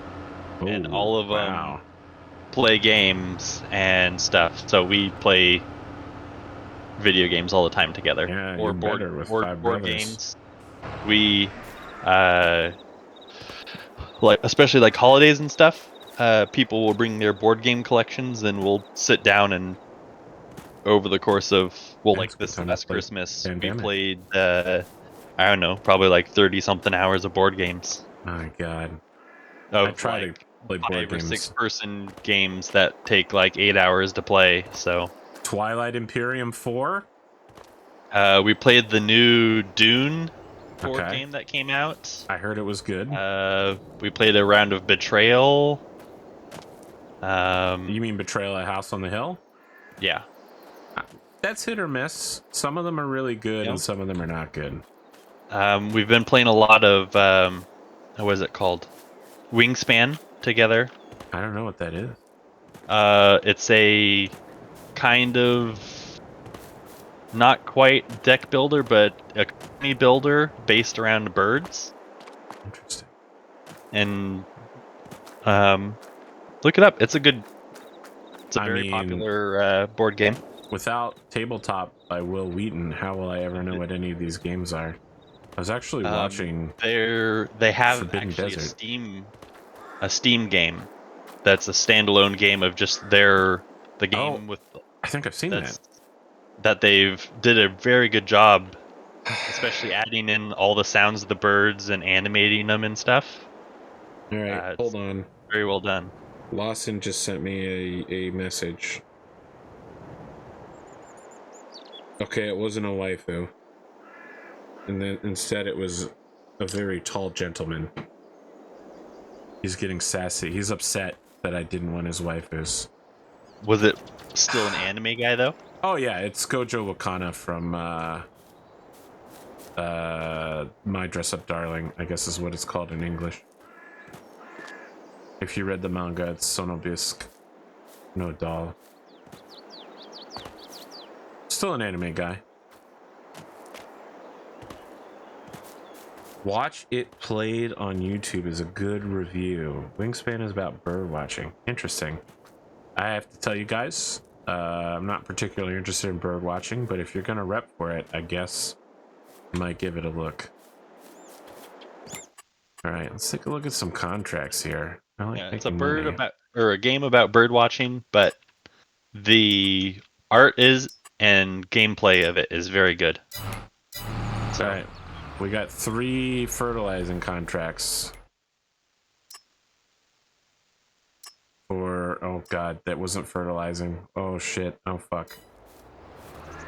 It's herbiciding, and we only have 1 sprayer. Damn, I fuck up real bad. Alright, well, one of us is about to do a lot of work. Because we also need to weed spray. What do you got there? Yeah. This is the weeder. If you get to it early enough, use this instead. Okay, see if you can do that. I need to find the sprayer. It's being used. I've got the sprayer. Yeah. Okay. I'll buy some herbicide then, and then you can... I will head to the shop and switch out the fertilizer for herbicide. Actually, if it's getting this late, I may need to go ahead and just hop on. This late? You have only been here for an hour. All right. So my work has changed a little bit. Oh, you're right. I just don't want you to go. Stay with us. All right. Do your professional adult thing. What do I know I have to anyway? adult. I'm sorry. You know, It's all right. family, I'll live with sorry. it. I'll live with it until the day I die. No, I'm still making those jokes. They're not good. They're not even funny. All right. So if I pull in. Yep, I'm chasing you on foot, so it's not winning. Turns out that cars go much faster than humans can run.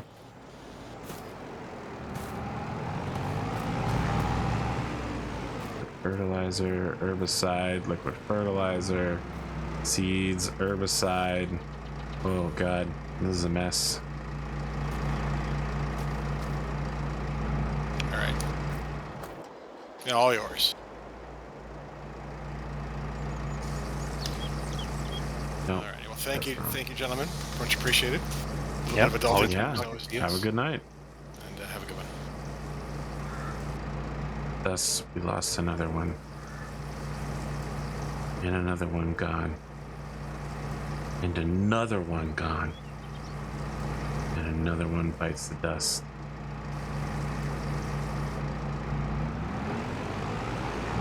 Shoot out. Do.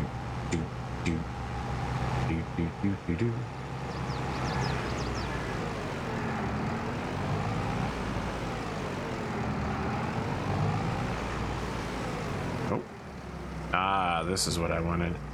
That sick herbicide. Well, it's time for us to work for pennies. I really messed up here. I'm sorry.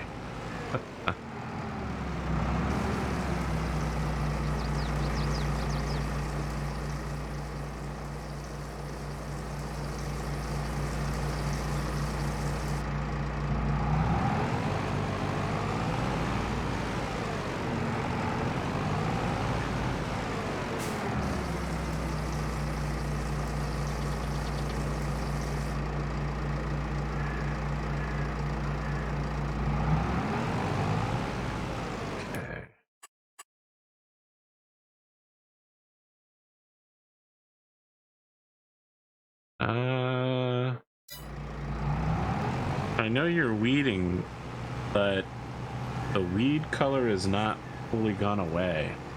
Yeah. I was just looking at that. Yeah, I'm gonna get out of the truck and take a look at it on foot. Now it says it needs hoeing. Hoeing?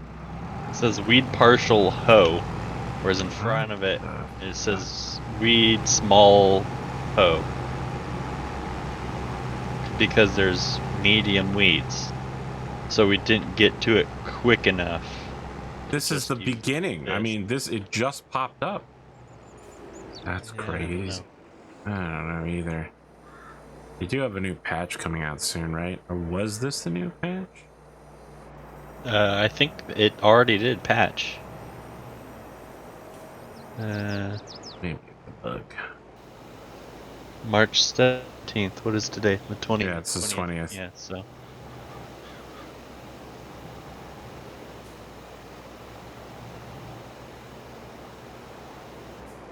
Pull that back in because it's causing problems. Alright, we're gonna get out after this thing folds up. Take a look at what I just sprayed.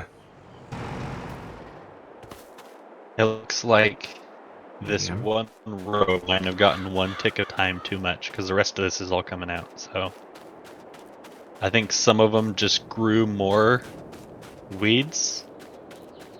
I think we have to use herbicide. So the herbicide seems to be fully clearing it. Yeah. Well, I mean, where I'm doing it now, it's getting rid of all of it. So. Is it? Okay. Yeah. Well, I'll herbicide behind you to cover. And then I'll let you do the rest. If you want to just go do the contract. No. Then we can come back I think if I spray behind you, it clears that row, the bad row. So I'm gonna F.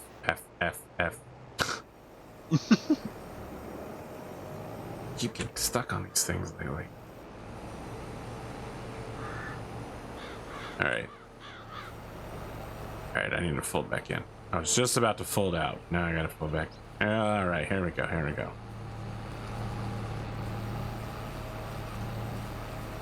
This roll of oats.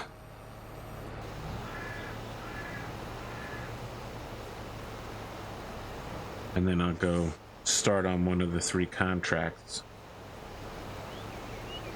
Dune Imperium is great. Is that the name of the new Dune game? Or are you saying that both Dune and Twilight Imperium? Okay. Sorry, he said it a bit ago. I saw it then, but I didn't. The entire game is basically a like a deception game, right? Yeah, each person plays one of the houses, and you're having a big fight and economics, and I mean, it took forever to play. Yeah, I think we just ended like up. Twilight Imperium. It ended up taking about 12 hours for us to play through it. So. Yeah, that sounds right to me. Those big board games. That's why it's rough to do them online, because people want to break it up into multiple parts, and then, you know, when you come back, you got to remember what your schemes were, what everybody else is doing. People might be in a different mood, so they might rethink betrayal. You know, you just got somebody on the hook to betray their other allies, and then all of a sudden they're like, you know, I had a week to think about it, now I don't want to do it anymore. And you're like, well, shit. I was really counting on you to betray House Atreides. Dr. Yui. 1,000,000 lives were not enough for Yui.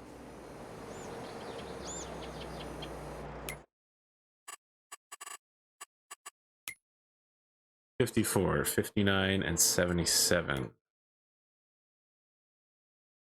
54. 7. Where's 59? Oh, 59 is in the middle of nowhere. Surprisingly, 77 and 54 are very close to each other. So I'll head over to 59 so that you don't have to go as far. Because I got time. Also, I've got friends on the other side. He's got friends on the other side. Just a little parlor trick we got here in New Orleans. The Necco gentlemen.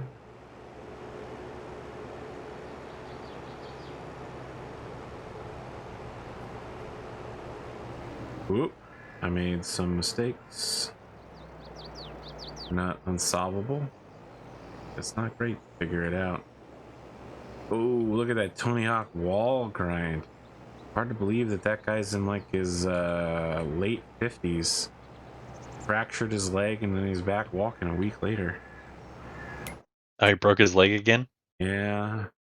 He's a madman. The last thing I saw about him was him pulling off a 540 again. Yeah, I mean, you know. I always love... And him teaching his daughter. Well, I love the story of Tony Hawk Pro Skater because they approached him and he sold out, right? Like, people accuse him of selling out, and it's true, he did. And it wasn't the first skateboarding game, but it was the first, like, majorly successful commercial venture. And after it, he said, oh, shit, I've become the face of skateboarding. I think I need to become as good as this game claims that I am, because obviously in Tony Hawk Pro Skater 1 and 2, Tony Hawk is the beginning character who's literally the strongest. Like, you know, you use him to unlock all the early challenges. Everybody else has different powers, but in general, Tony Hawk is the best all-rounder. And he was like, I gotta become good enough to live up to the name that this game has given me, and I thought that's really interesting. Because I admire Tony Hawk. I believe in selling out the instant a corporation will give you money. Just cash in on all of your work. Looking at you, Raid Shadow Legends.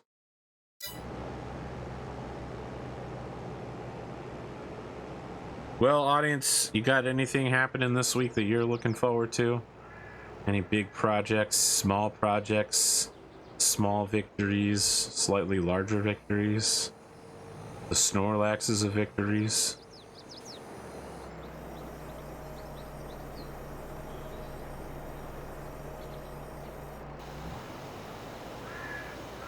What do you mean I don't have access to this land?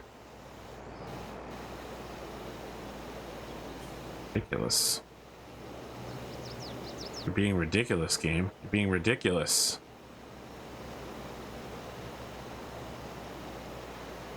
Maybe I'd like to go back and give Timberborn another shot now that I've unlocked the Iron Teeth as well. It was a good game. I've enjoyed it. It was a good game. The problem was that I was horrendous at it. I've never had so many people's wives yell at me over a game before.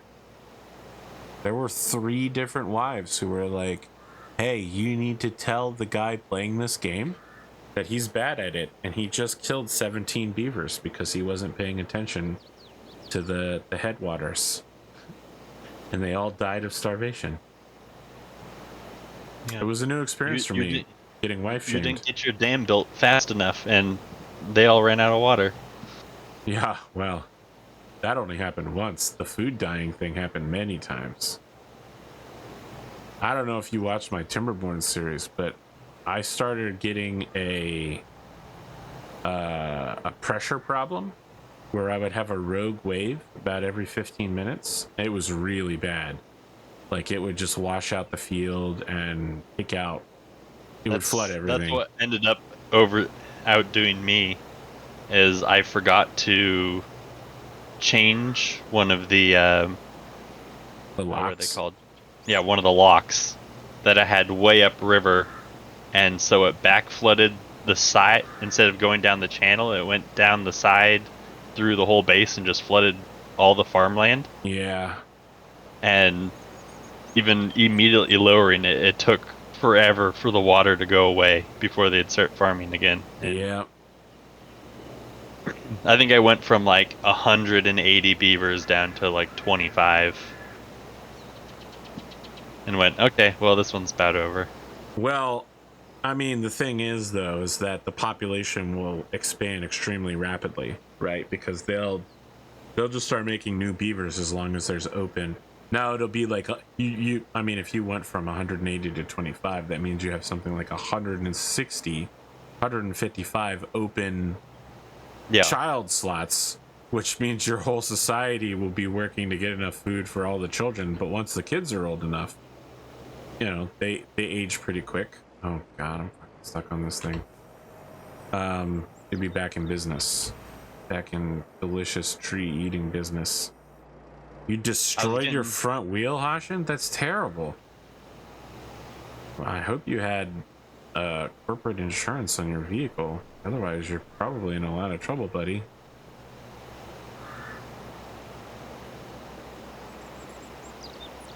Especially if you did it while driving for a company. All right, you were going to say something there. Holmes? Was that? I said you were going to say something there. I cut you off in order to comment the chat. I mean, I was getting to the kind of the end of the that map anyways, so it's about time to start over. I did finally get the rogue wave under control by forcing it to go to side paths, but you know, it took like 20 hours of work. What was causing you to have random rogue waves? I don't know. I don't know what. Like, so I don't know how to solve the getting them. I only know how to deal with the effects of it, which was to carefully balance the water so that if a rogue wave started, it would very early dip over to a side path.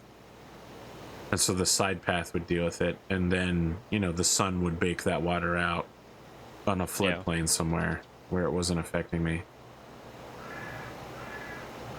I mean, I think on my save file I had 12 of the 13 categories full. So I felt like that was pretty much like a nearly total victory. The rogue wave was really preventing me from getting the last one no matter what. But, you know, there's been some more patches, and the Iron Teeth play differently, so... And I learned a lot. Like, every time I restarted, a lot of power and stuff. Yeah. Well, it was really rough too, like powering buildings. because unless you have tons and tons of water wheels, and even then the water wheels only work when the water is flowing, which means they don't work when a drought is on. So you pretty much just have to make an incredibly huge amount of gears in order to have lots of wind power. Yeah, and just building all of that took a long time, right? So field I 59 know. should be done. I ended up making side channels just to hold water, to let water slowly come out to power water wheels. So during the drought, there's a ton of extra water saved in the reservoir to slowly let out that just dropped straight on top of water wheels. So you could use very water to power a ton of water wheels. That's interesting. I needed most of that water for drinking water, but I did have something like several hundred beavers, right? So yeah, I also was finding point that I just stopped expanding housing because I didn't need more beavers. Oh, I needed tons and tons of beavers. I was finding that making levees, whatever the thing was that allowed you to trap a little bit of water and also build on top, that was a mistake. I think that contributed to the rogue wave, because what it would happen is the rogue wave would slow down while it was in those things, and then it would unexpectedly pop up later at a much slower rate somewhere further down the line. Yeah, I ended up just making giant dams everywhere with locks to control how much water I would let out at a time. That's certainly a way to do it. I don't know if you saw Cottontild's images when she was doing it, but she made this absolutely beautiful super dam setup that made me feel like I was an idiot. I'm the one that's supposed to be an electrical engineer. Her setup looked good. It wasn't just functional, it looked good. So I'm probably going to do something like that. Yeah, I ended up making a lake town on the one where you start, where there's a big kind of open flat, easily to be made lake, and ended up just making like a 3-story tall series of platforms everywhere, and just everyone lived on there and then used all the other land for farming. Interesting. I mean, I guess that works as long as you get enough wood early to build on that. Well, I mean, it was like that was the end where I had like torn down everything. I see. Oh, you unbuilt things that you already had. Yeah. Yes, that makes sense now. Yeah. Once I expanded there, I just tore down all the houses and everything and relocated it.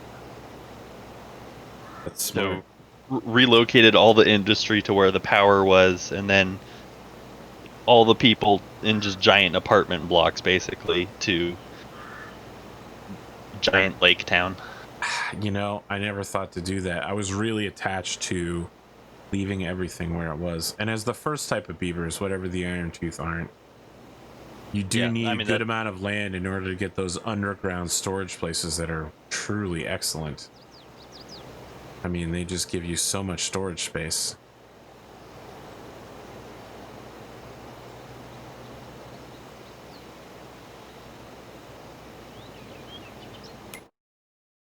I'm good. I'm doing it right tonight.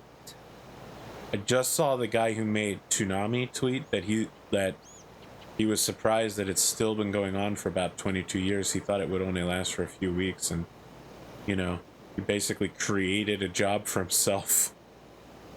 Well, like a permanent job. I mean, that's kind of what brought a lot of anime to the US. Well, not just anime. You know, it was Space Ghost Coast to Coast. Yeah. You know, they did the Daft Punk animations, which aren't anime, they're French. But yeah, they did like Ronin Warriors and Sailor Moon, Dragon Ball Z, VR Troopers. No, that might not have been Toonami. God, Toonami was legendary. It probably still is. You know, I haven't watched it in years, because decades really, because I don't watch actual television anymore, but I expect that they're probably killing it. Yeah, I have no idea what they show anymore on it. I'm still waiting for Crunchyroll to finish consuming Funimation's soul. And all of the good Funimation series get moved over, but when it happens, it's going to be sick as fuck. Finally having like 90% of anime all on one location. And I'll get to finally see all the Funimation series that got picked up. All the voice actors too. So, I mean, Crunchyroll essentially had its set of voice actors, and Funimation had its set of voice actors. And Funimation, I think, really locked up a lot of big name contracts. And it's going to be interesting seeing what happens now that everyone is one family. Okay, 77 should be across the river and through the woods. Except the river is just a rail. And the woods are like 4 trees, which is not really a woods. What ain't the name of no woods I ever heard of? Say what again? I dare you. What does Marcellus Wallace look like? Have you ever seen the Lord of the Rings, but with normal guy voices? Have you seen those videos? No, I haven't. Oh my god. Should look it up after we're done here. So they do all of the famous orc scenes, but they replace all of the orc voices with just like normal college bros talking. So, you know, they're like, the wizard Saruman says that we need to bring it back alive. And then like a goblin will go, alive? You don't need legs to be alive. It's just so funny because, you know, everything the orcs say is really dramatic in Lord of the Rings. And they take all of the drama out of it and turn it into like a loose comedy.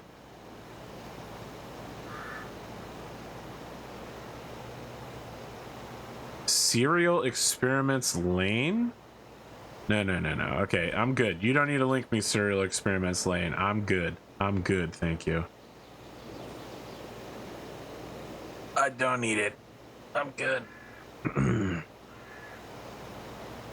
I don't find horror series to be very horrifying.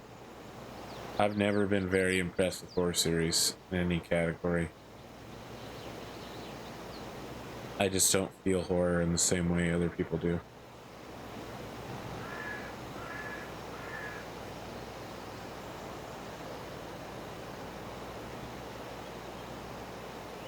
Alright, Hushin sent me a link. Let me wheel around here real quick. A lot of links tonight. Connor, well, I mean, a lot of Discord messages. Connor, Lawson. Lawson is still out there listening to me. It's weird because he's probably also listening to like at least 2 of his idle waifus at the same time while playing an idle video game. Alright, let's see what this link is. Treating sleep apnea. Alright, Hashin, I appreciate this, but I'm just gonna let you know that, you know, I'm gonna do whatever my doctor recommends because they went to school for a lot of years and I hope to God that they know what they're doing. I mean, most of my doctors so far seem like they aren't asleep at the wheel, so I want to do whatever they recommend right up until the point it doesn't work for me, and then I'll go in armed with some different knowledge.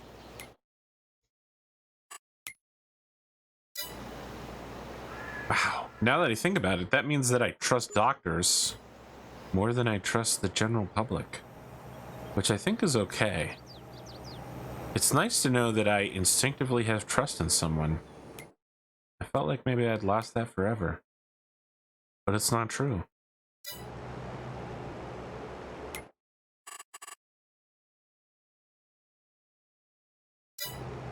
All right, I think the Field 31 still has a lot of places that need to get weeded.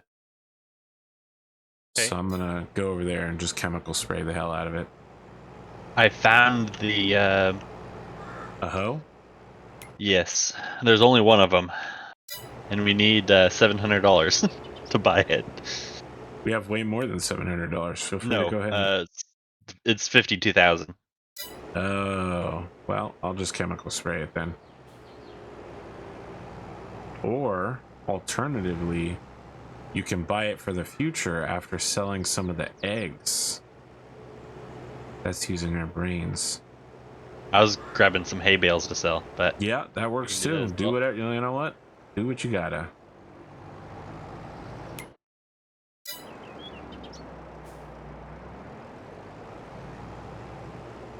Does seem like the sprayer is the superior choice right now, though. It definitely is. Especially if we're It's getting... it's quicker. But you use herbicide, so it's all a trade-off. Well, you know, no reason not to have two options in the future. Certainly, we just did plenty of work, and there are lots of fields.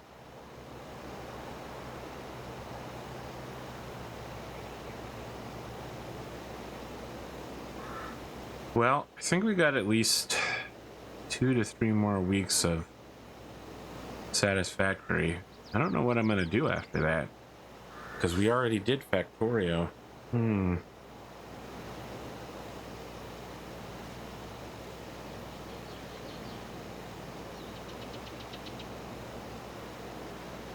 What do you got? Because I know there were a couple of games that you had wanted to play, and that's why I really decided to start up the Factorio server, because it seemed like you were kind of interested in it.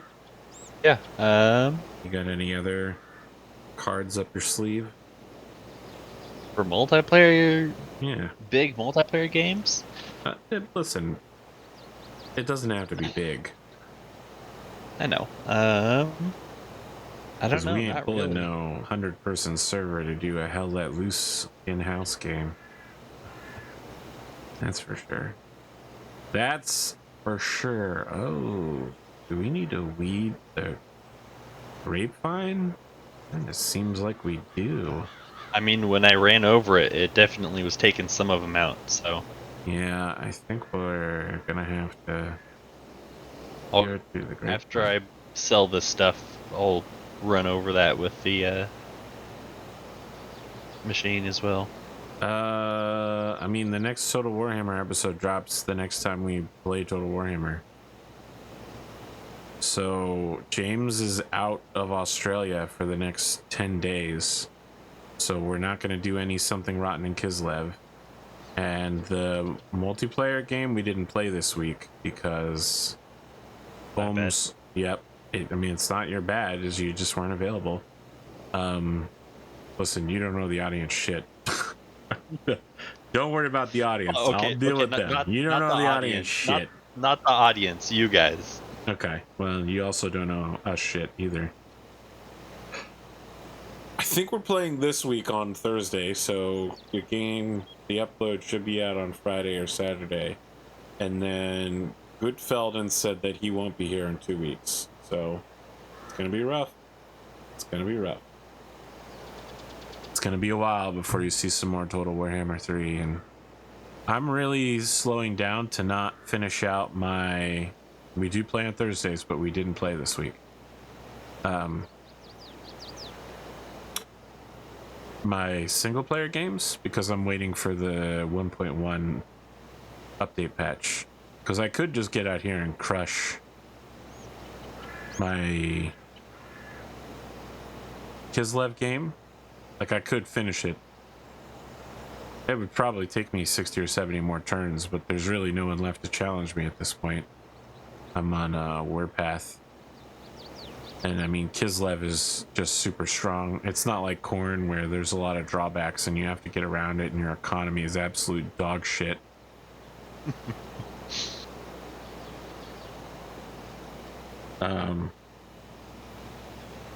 Kislev is just naturally quite a strong pick.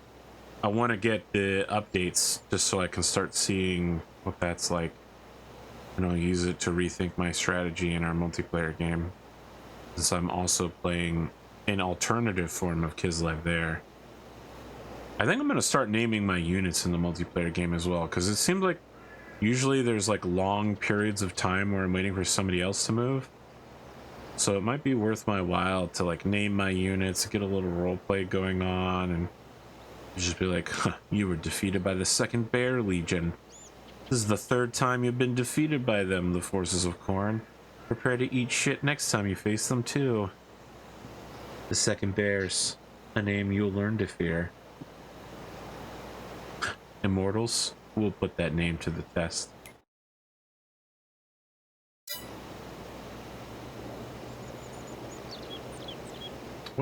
What a movie though, 300. What a movie. Yeah. Not quite historically accurate. A lot of weird stuff in it, but also pretty good. Had a terrible sequel, from what I understand. I never watched it, but I heard it was that awful. Really bad. And, you know, sometimes you just gotta work with what you got. Sometimes you get Star Wars Episode 2. Sometimes you get Star Wars Episode 8. Ooh. Ooh. Nobody wants that.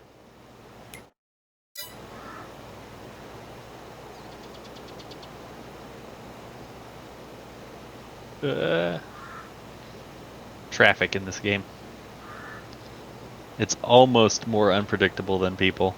Yeah, I was gonna say, traffic lately has been absolutely fucking awful.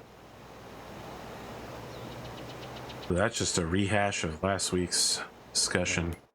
It's definitely true, though. Statistical uptick is getting really weird about traffic.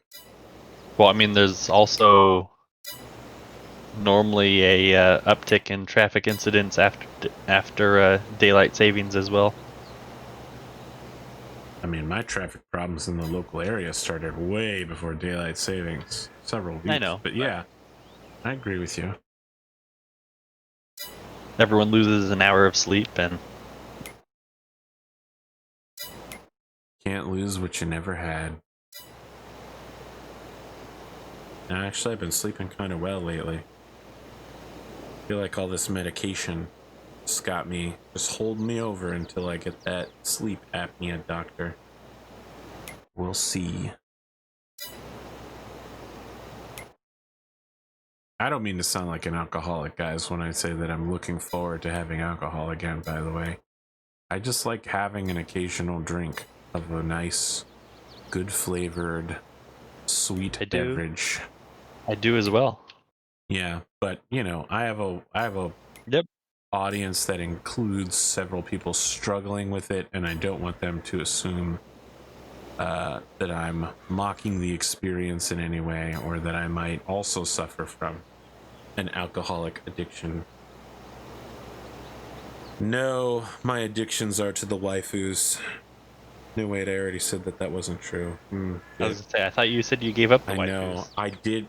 Listen, it's killing Lawson. It's killing him. Just ask him in chat. It's killing him. He keeps posting waifus, and I'm just like, this is subpar, my friend. I'm sorry. I no longer believe in this lifestyle. It's killing him. He wants to talk about waifus all the time. Just need to tell him that your tastes have changed. He knows my tastes have changed. I told him I wasn't a #1 Nero fan anymore, and I think he might have gone into cardiac arrest.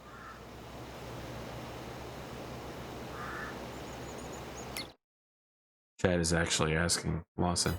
Perfect. I think he might be on a phone only, just listening in, but maybe he'll check in chat. Or he'll send me something on Discord to pass along to chat. Now that I've said that, I can say anything, and they'll believe that it was from Lawson, no matter what I say. I'm gonna run out of herbicide before I finish this field. Or will I? It's gonna be close. Wait, are you asking why I'm obsessed with waifus, or why is Lawson obsessed with waifus? Because, I mean, I don't know that I'm okay with you interrogating Lawson about why he's obsessed with waifus. Let the man have his own personal hobbies and interests, of course.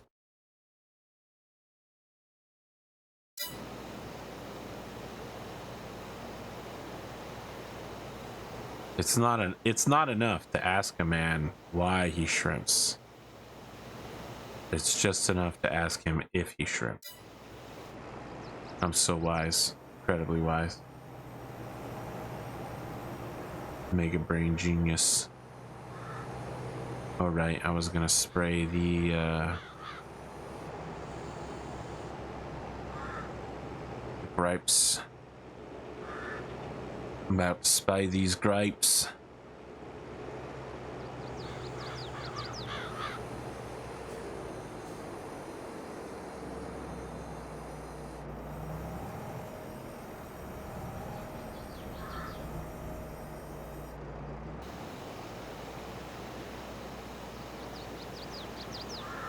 Oh.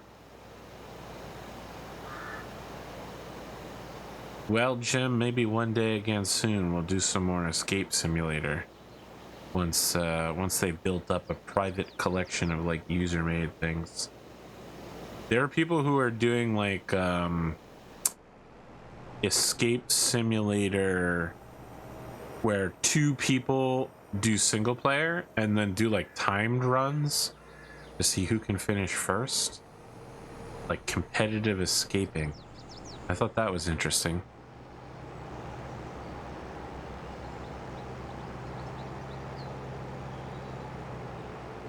Ignore what just happened on the screen, friends.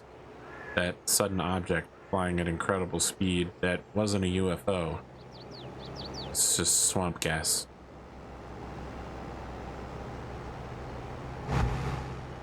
How improbable that 2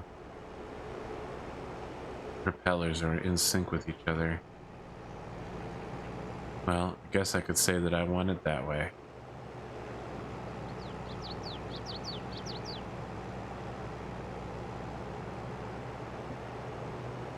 You know, audience, Lawson, the audience is asking you to tell me why. Tell me why. Ain't nothing but a waifu.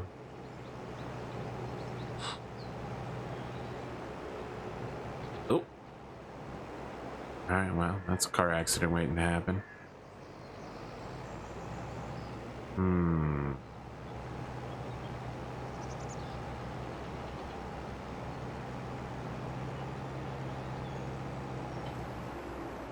Bad boy off and then go give it a little repair. Now that we don't have any money, it's the perfect time to spend as much as possible.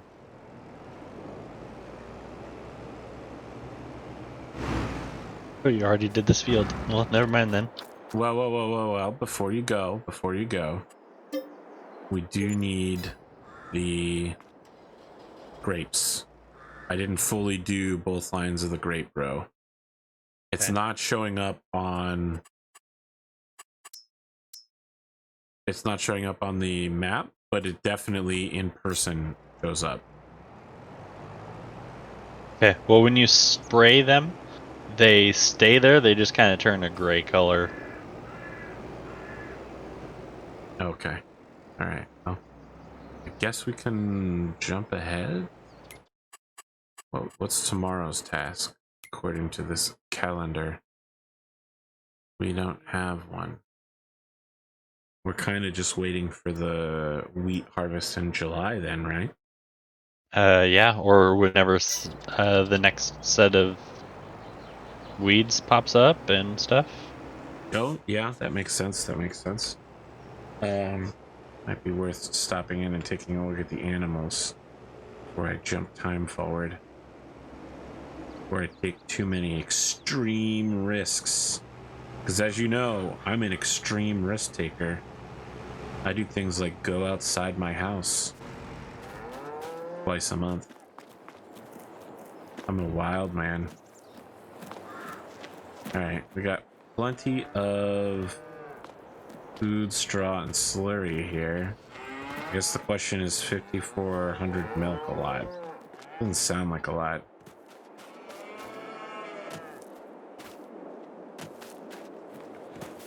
That's not a lot of milk either.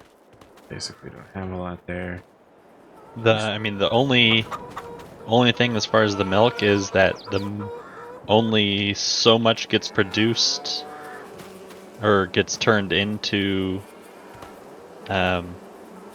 everything at a time. So I'm not I sure think what you're we're saying. producing more milk than what the dairy uses. Maybe would be something to look at. What do you mean then the dairy uses? You mean the production chain buildings? Yeah, the dairy where we put the milk. No. That finishes out very quickly. We're definitely not overproducing it, I think.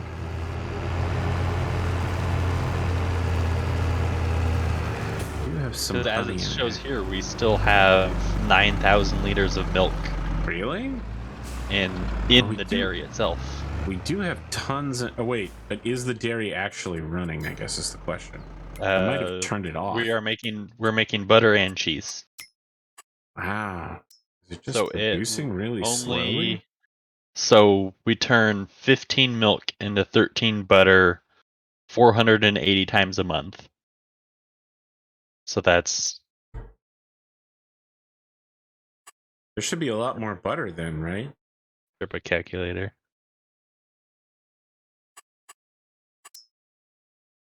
There's not 1 month's worth of either of those, even though we've had almost 1 month of... I don't know. That doesn't sound like it's working correctly.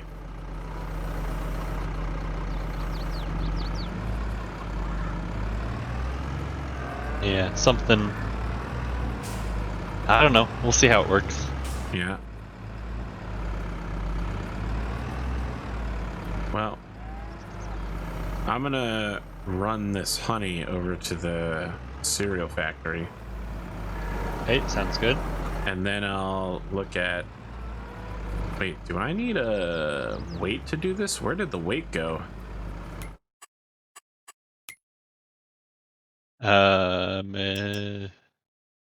Should be near where you are. Because I was using it, but then moved stuff, so... Alright, I see it on the map. Okay. Oh god. At some point we need to put thin tires on one of the bigger tractors because there's a few things that we're scuffing up. Yeah. Well, that this tractor that has the thin tires doesn't weigh enough, and you just end up wheeling the whole time.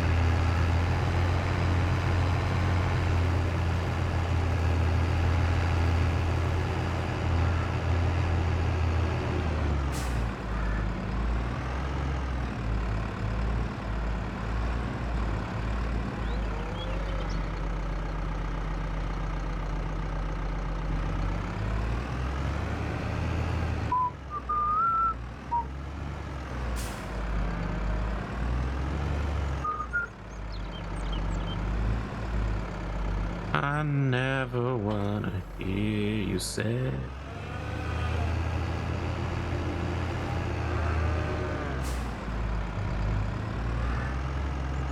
Okay, chickens have food. Yep. I'm gonna drop this honey off, and then it's time to do a load of chicken eggs down to the store. And if you know how to do the milk, I guess load up a milk jug and run it over to the milkery to get milked. You have a shit ton of cows. I don't know what happened to Sun Spirit, man. I haven't seen him in months. He really pushed the cow angle, so a lot of our money's in cows now. And we were ignoring them. I guess you could say we really ignored a big cash cow. I mean, I've been taking care of them. Well, now we're going to turn that milk into even bigger money. We need to get that cheese, you know, that cheddar. We're going to turn the cheddar into bucks. It's the real cream of the crop. How many more milk jugs can I make? To the top. Yeah. I mean, it does, doesn't it?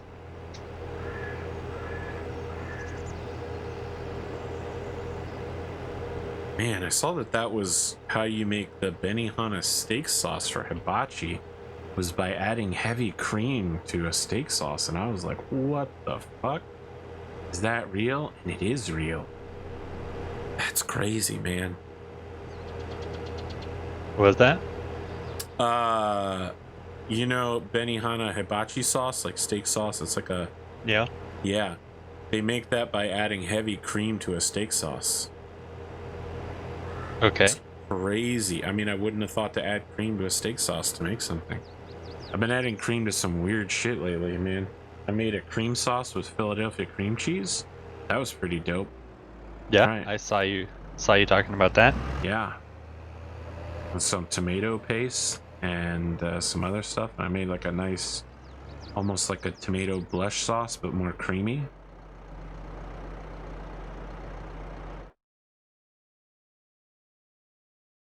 Doing some experimental cooking lately, my friend. Yeah, we kind of have been as well.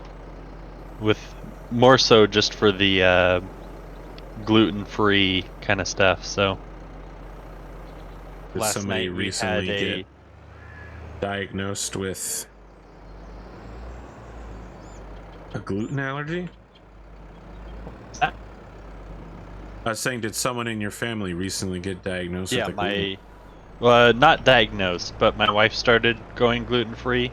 Okay. Because she's always had problems with some stuff, and it's really helped a lot for her. So we had a gluten-free lasagna that used polenta instead of noodles. Look at this genius move.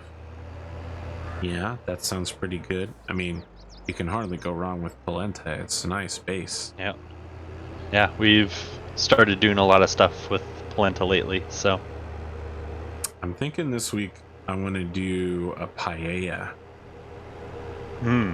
We do enjoy a good paella.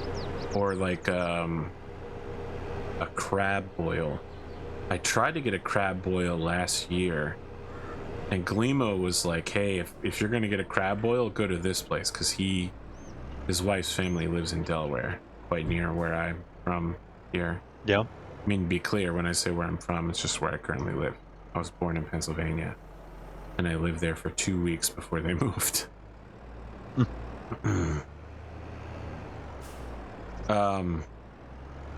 It's been so hard to find a crab boil during COVID. I basically just haven't had it happen.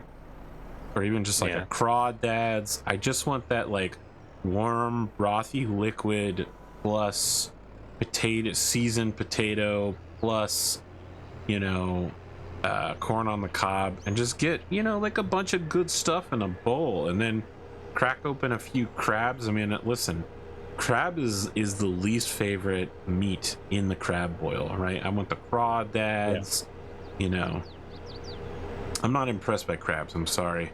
I'm also much more impressed with lobster once it's been salted and buttered. I mean, crab meat is very neutral. Lobster meat also is to some extent. You really gotta hit that shit with some serious flavoring to make it good, but when it's good, it's good. Yeah, I typically go out crabbing every once in a while, get the pots out in the water, because right near where I am, you can go crabbing for about 4 months out of the year. You're absolutely insane, dude. I've never been crabbing before. I have gone deep sea fishing. As far as crabbing, it's you take your boat out, you put the pots down, then you show up again later. You throw 3 pots in the water, you come back the next day and pull them out. But what I'm saying is I've never had that level of freshness. Rebait and throw it back in. Yeah. Well, I mean, we also do shrimp. There's 3 days a year that we're allowed to catch shrimp.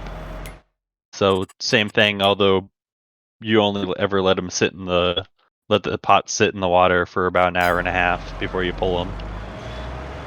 But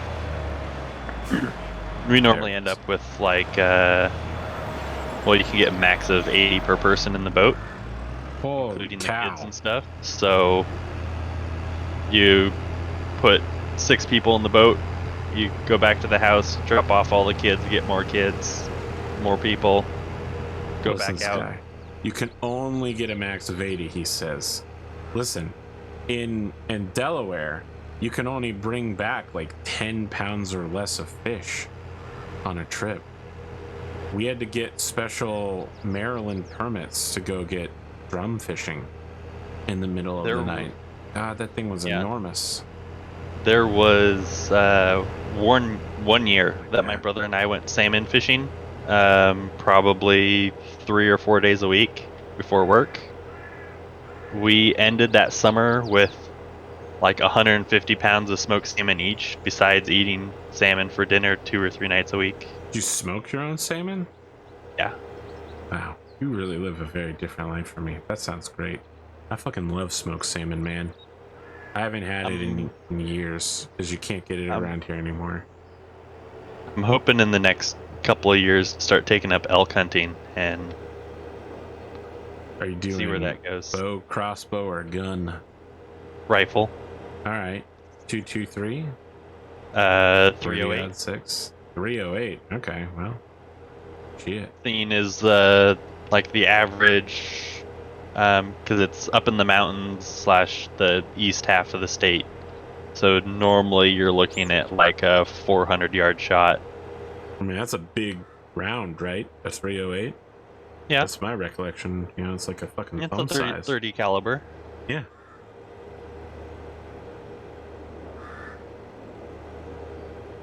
What do I know? I haven't been hunting in years. My previous neighbor used to go up to Alaska to hunt moose.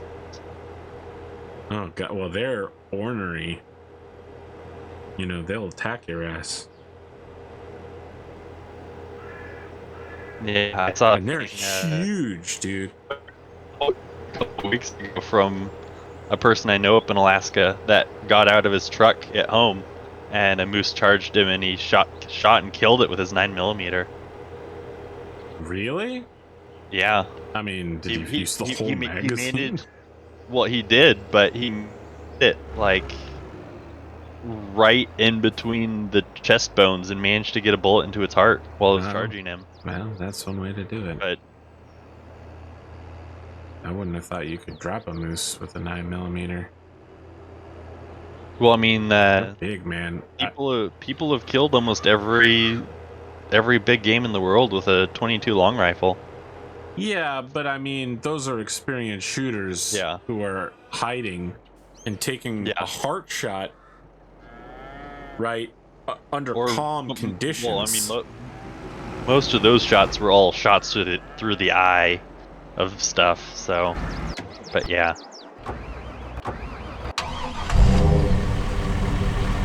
Holy cow! Is this pickup actually?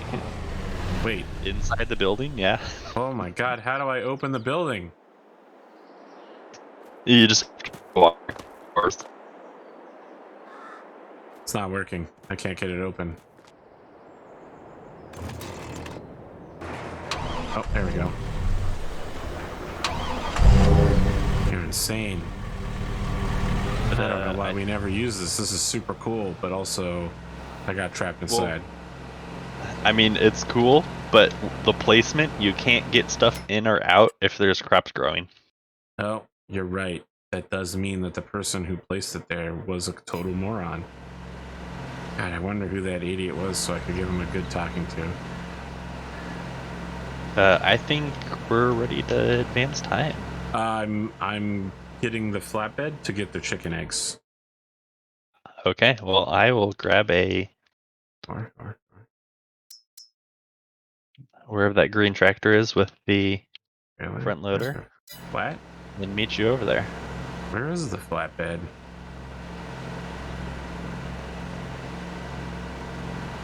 Right over here by the chickens. Oh, okay, good.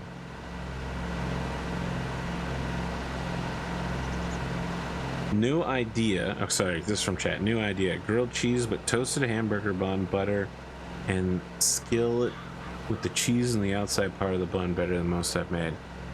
My friend, Passion,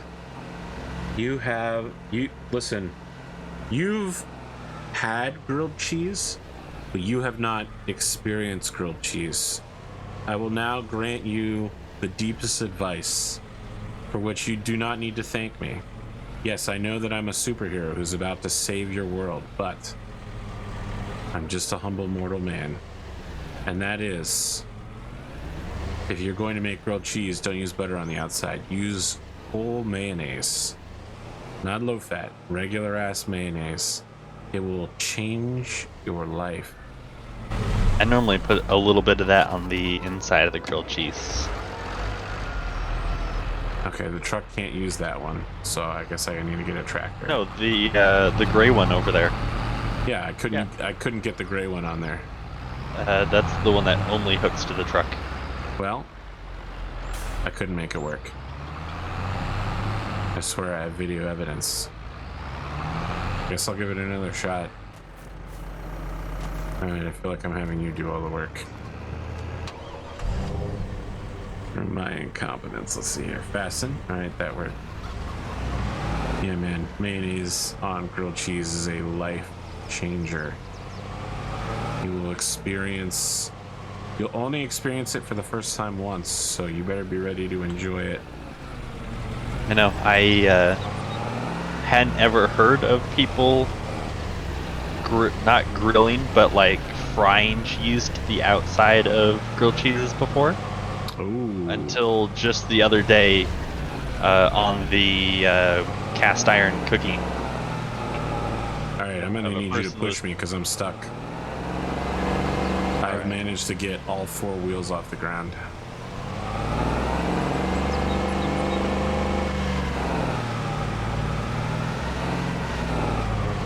I'm giga brain, man. I'm killing it right now. If by killing it, I mean absolutely failing in every single way.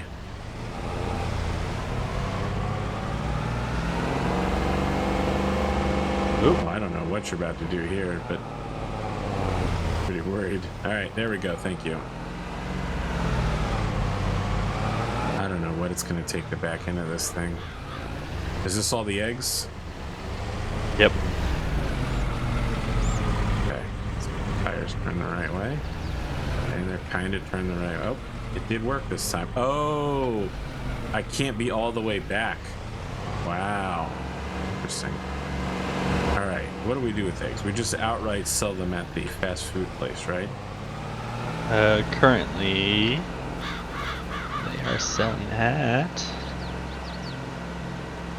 Yep, fast food. People want their breakfast sandwiches at the fast food place. Have you? Well, listen. Ever since I've started waking up in the morning, like I know. Weeks ago. I love them though. I haven't been all week though.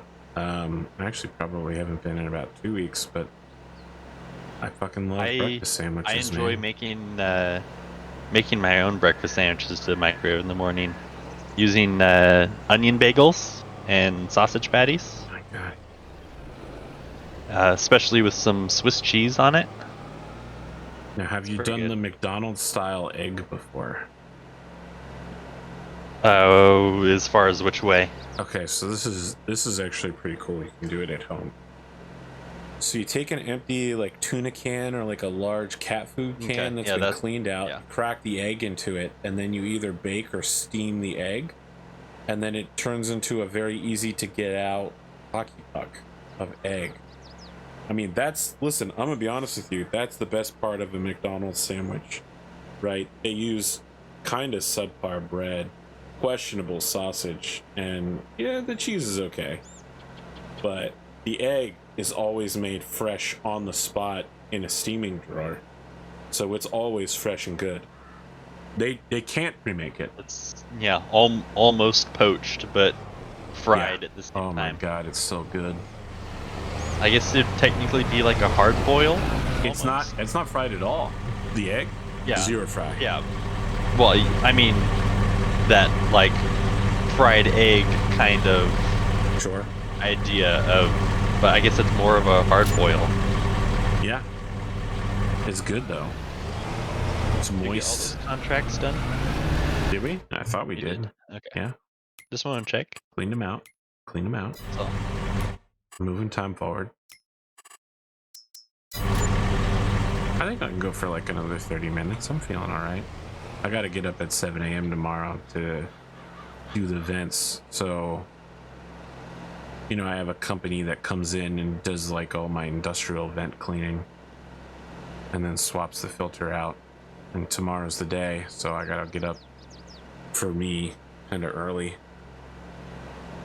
Back in the day when I was going to sleep at 4 a.m., I would have just stayed up to let them in and then gone to sleep after they left. But now I'm in the weird position where I have to go to sleep and probably wake up an hour early or 2 hours. So I'm not going to go super duper late, but I got like another half an hour in me.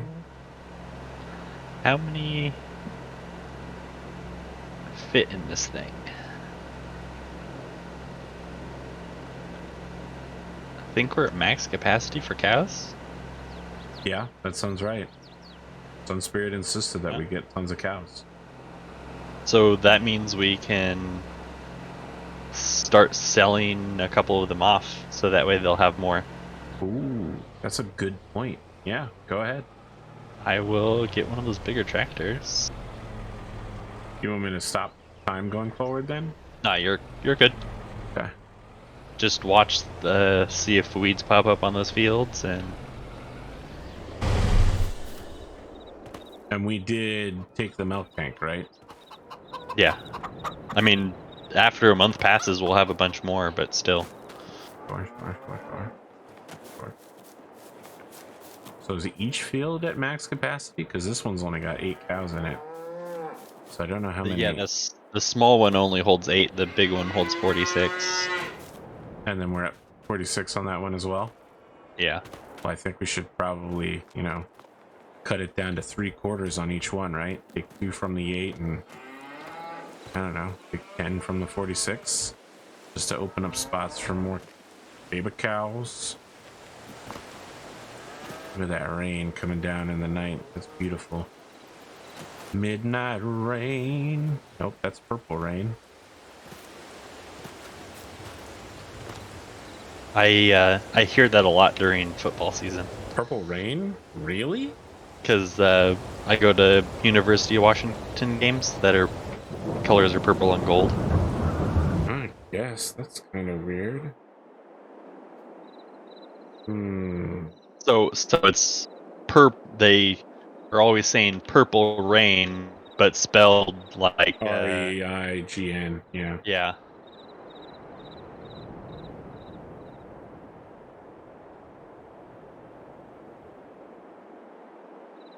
Now we play the game of how do we get the cows into the trailer.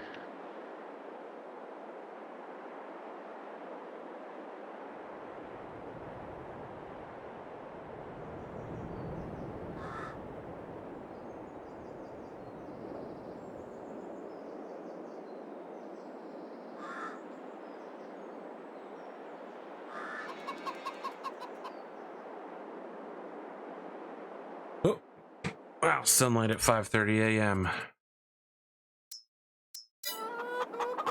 Is that even possible? Is that even something a person can do?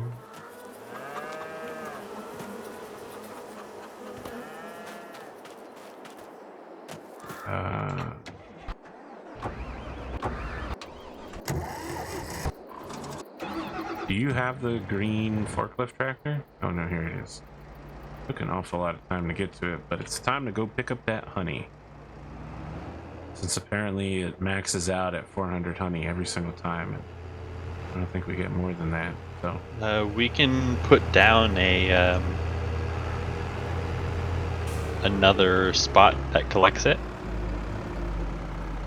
I don't know that we want to though, right? The problem is that the current spot we have is so big that it delivers the maximum amount of honey every month.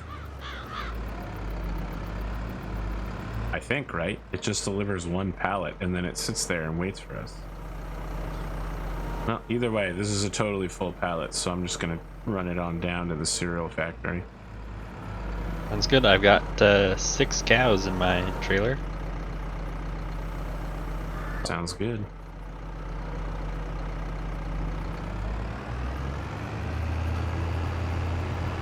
Which means we'll get slightly less milk, but we'll see how much I think they says they sell like 1,000 a piece or something like that. Sounds good to me. 1,200. I mean, from what you're telling me, we're not even using that milk up. You're right. We have 12,000 milk, and we barely ever... Wait, did we lose cheese? Did you sell the cheese off? Nah. I feel like we have less cheese now. Well, I'll tell you what. Until we use up that milk in the processing, we should probably just sell off any milk that we get. I guess when I'm over here, I should check. It might be one of those things where there's all of it just sitting there on pallets and it's not stacking up anymore because the pallets are full. Oh, well, I have it on storage. But you're right. Oh, shit. That was really bad. I don't know if I'm going to be able to pull this one off, guys. Normally I do this, like, bullshit stuff, but... I would say you could just put it on the trailer and wait until we have a bunch of it, but... Oh, well, see, my problem right now is that I flipped the... Oh, yep, I just watched that happen. Jill. I'm almost at the point where I can reverse it. No, I didn't do it in time. There we go. It's weirder to handle than normal because the weight is off. Yeah, well, because of the weight on the back. I was gonna say, just keep it low so you don't have as high of a center of gravity. I mean, that's true, but if I keep it high, then I don't slam into as many things. Fighting Irish, huh? Oh, you know, I don't know what to say. My mom was just mocking me about her Irish passport because I don't have one. I can't get one because my great-grandfather was Irish, but not my grandfather. I mean, we're all Irish Americans, but you have to be 2 generations separated, and unfortunately I'm 3. So she can go to the EU and I cannot. I'm too American for those Irish. I'm sorry, European viewers, who comprise 52% of my viewership.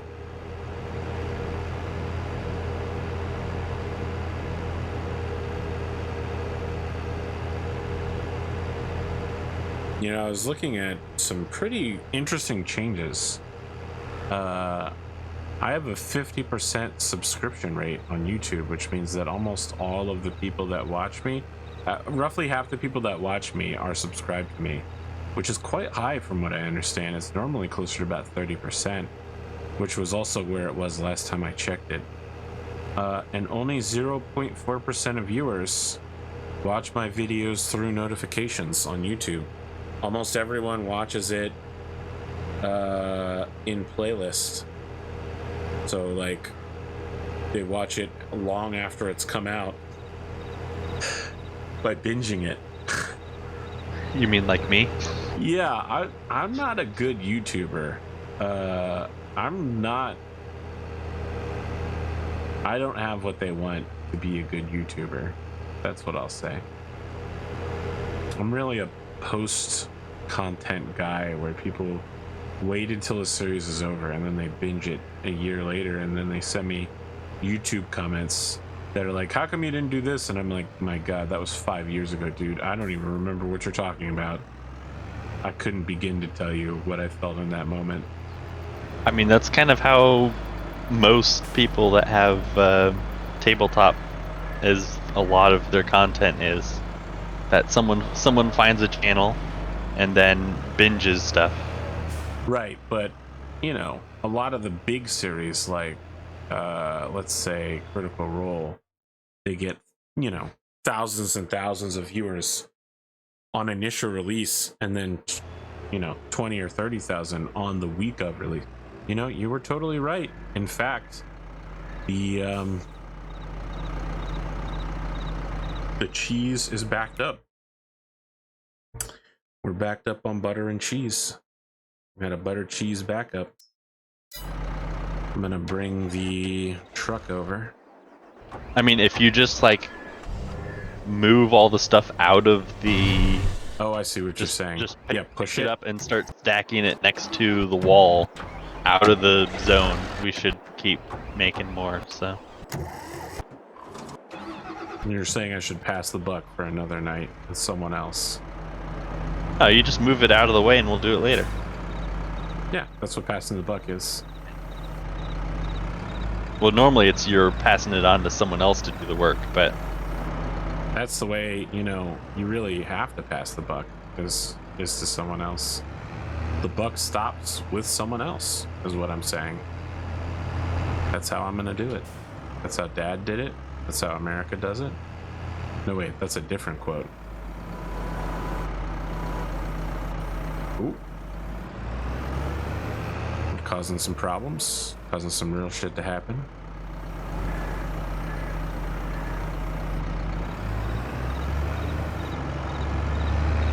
Do we even need to... Wait, hold on a second. Do we even need to store this stuff? We don't need butter and cheese or anything right now, right? I think we can just set it to auto sell. Yeah. It's just a matter of what it actually... the difference in price between waiting and not waiting. Yeah, I mean, I feel like we can just set it to auto process right now. So, butter, there's a difference in $300. Cheese, there's a difference in $600. All right, I'll go back in and stop it then. What is distributing? Does that mean it'll send it to another store for us? Yeah, I think if we...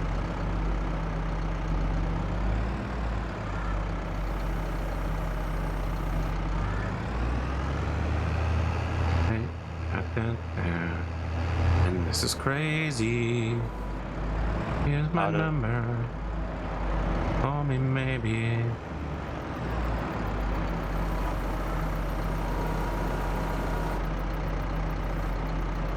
Damn, nailed it. These genius moves. Only someone as smart as Seto Kaiba, Count Ronald Swan, can pull off these incredible dance moves.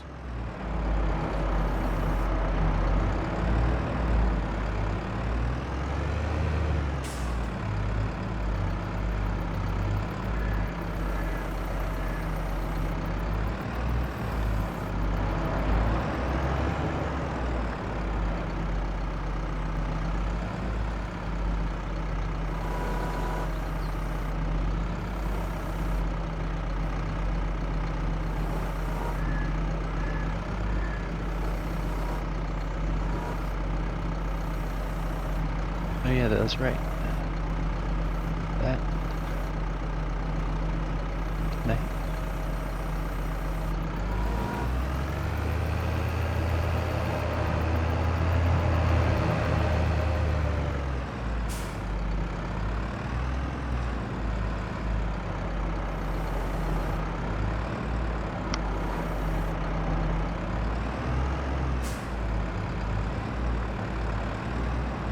Very, very, very mouse. When I Yuri mouse. Very, very, very mouse. When I Yuri mouse. Sephiroth. Come on, man. Sephiroth got such a bad rap.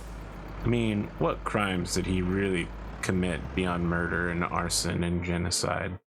Attempted genocide.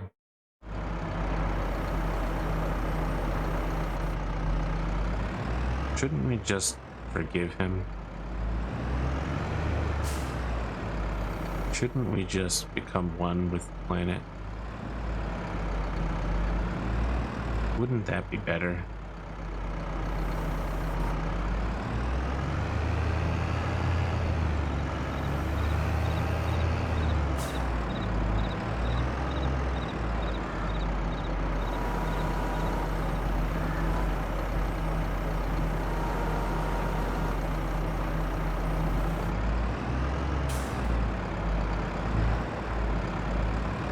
Popcorn butter rain?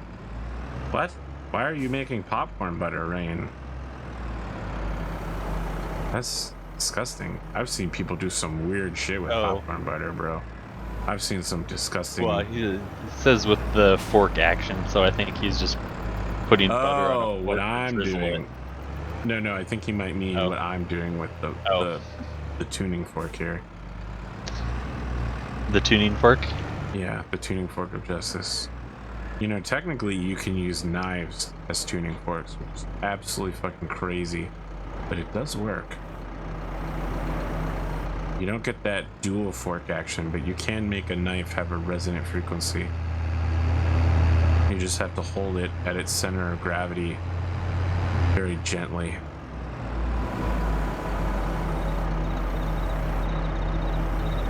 That worked. That worked better than I thought it would. Okay, that should clear this area up to make and distribute more cheese and bread. No, wait, cheese and butter. Oh, I understand now. He's assuming that the butter we're making is popcorn butter. He was a whole step ahead of me in a joke that I hadn't got to yet. I don't know. Would we? I haven't seen a movie theater around here. Would we really make popcorn butter? I feel like if I was making butter, it would have to be unsalted butter. You know, you really want unsalted butter in order to control the amount of salt and flavor going into your cooking, right? Yeah. Like, I get the idea of pre-salted butter, especially if you're making something like toast, right? Or just something basic. But in general, you really want unsalted for 90% of circumstances. That was the opening scene from Mr. and Mrs. Smith, right? Was he brought home salted butter and she was like, ugh. But actually she didn't really know how to cook, so she was just hoping he'd follow instructions.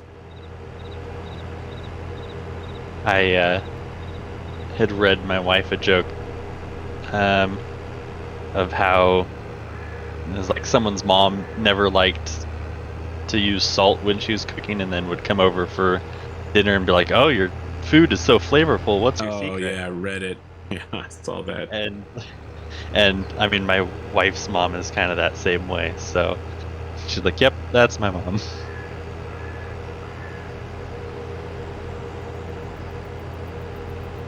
Where is this biogas plant at? Oh, it's right behind us. That's why I can't find it. Right behind you. Nothing personal, kid. I haven't heard from Lawson in a while.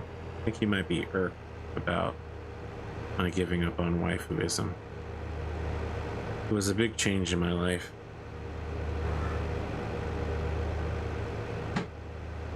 What was it? A change for the better? Probably not, actually.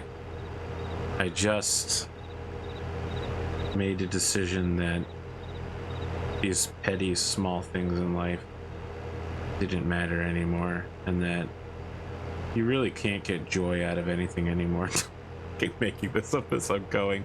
I don't know. I just wasn't really into it anymore, and I didn't want to have to pretend that I was into it anymore, you know, for the audience's sake. I rotate through fads, and you know, I used to be all like, oh yes, it's going to be the year of tsundere jokes, then the year of yandere jokes, then the year of MILF jokes. And I don't really have anything to replace it at the moment. I thought your jokes now are the D's Nuts jokes. That was last year, though. That was 22 or 21. I got to come up with a new... I guess so. I haven't really made that many since then. I mean, I'll take the opportunity if somebody hands it to me, but, you know, they're going to serve it to me on a platter. I mean, it's good eating.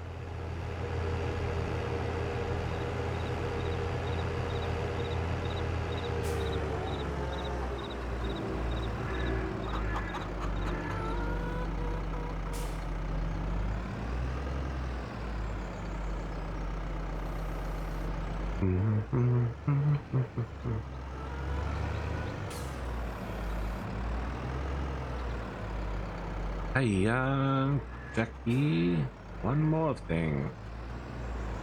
Man, Jackie Chan Adventures, how did that ever get made? It was so much better than it should have been, given what it was. Hey, it was quite good. Yeah, it was absolutely wild. The bad guy became a good guy. There were, like, good martial arts based what wisdom themes. I was gonna There say, were and it stories was of one of personal those. growth. Yeah, one of those shows that actually, like, at the end of every episode, you learned a lesson about something. Well, that was very late 80s, early 90s. Yeah. That's just how they lived their life then.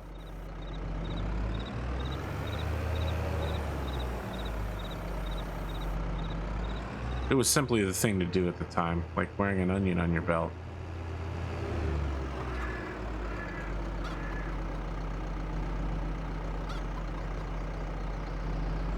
If I had a nickel for every dime I had, I'd still be rich. Jesus, that's a callback nobody's gonna get. Never mind.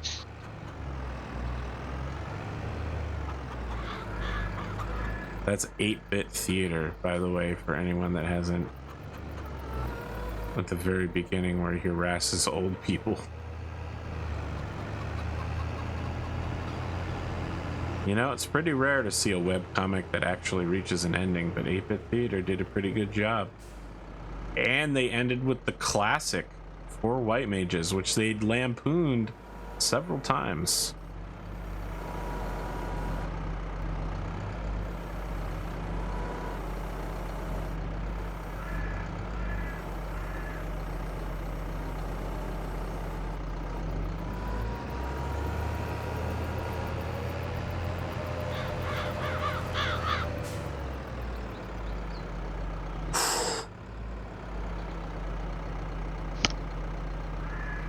Saw today that scientists were investigating a new state of matter for ice called Ice 7T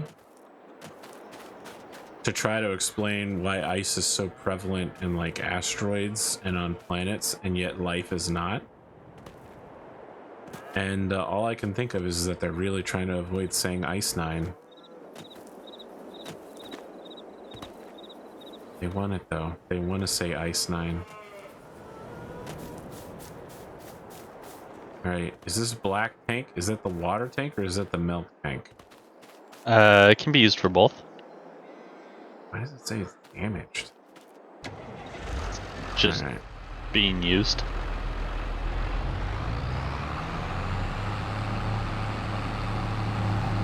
In the words of the Pussycat Dolls, damaged. No wait, that was another group that did that. I don't remember. I'm bad at American pop of the mid-2010s. If it wasn't Taylor Swift, I probably didn't listen to it. So is this where I pull to get the milk at the water spot, or do I move down to the... What are you looking for? I'm where looking to milk? Get the milk. It's on the opposite side that I'm on. That's the side that you're on. But that's only the milk from that one, right? What about the milk from the small field? It should have been... Yeah, right where you were sitting. Do I need to do something to open this up first? No, not... That's where the slurry comes out. Okay. The opposite. Oh, the other side. Okay. Well, I definitely don't want to deliver slurry to the milk plant.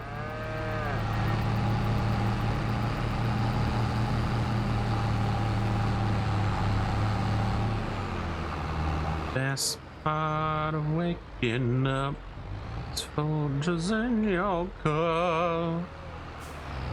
Man, it's been a while since I've seen one of those commercials.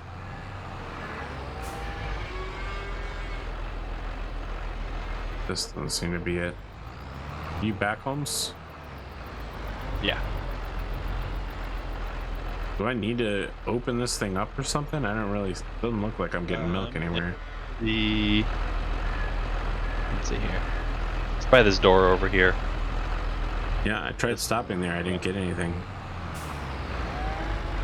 Still not getting anything. Oh, here we go. Press R to fill. Ah, yeah. Yes. They see me rolling. They hating. The patrolling, they trying to catch me riding dirty.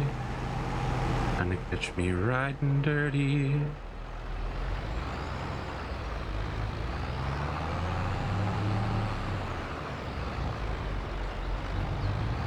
And then actually, oh, yep, we cleaned them out. 67% of a tank exactly in one day. Not bad. Of course, that'll go back up once there's more cows again.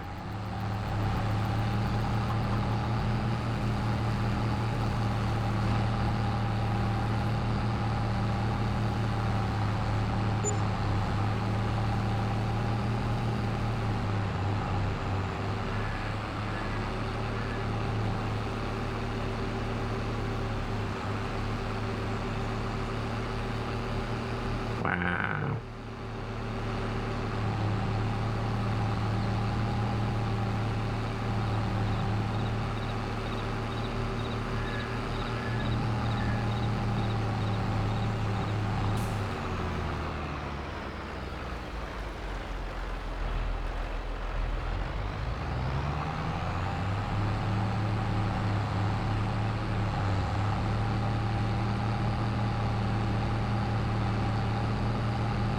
Boo Boo 1233. Welcome. We're actually wrapping up here though, probably in the next few minutes. You got any major goals here? The big homes? No, just kind of figuring these cows out here. I think we need to drop down a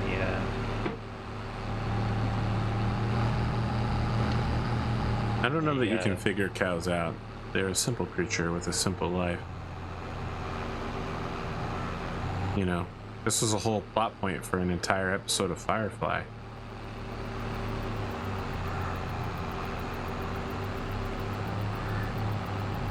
What do you think we need to drop down? some sort of liquid manure tank. You think so? Is that what we need? Something to hold extra Blurry. slurry. Yeah. Because I guess the cows were getting angry that Oh, they couldn't slurry it up? that there was too much slurry in the tanks. I don't know that the cows would be the upset ones. I feel like it's the farm workers up to their knees in slurry, but sure.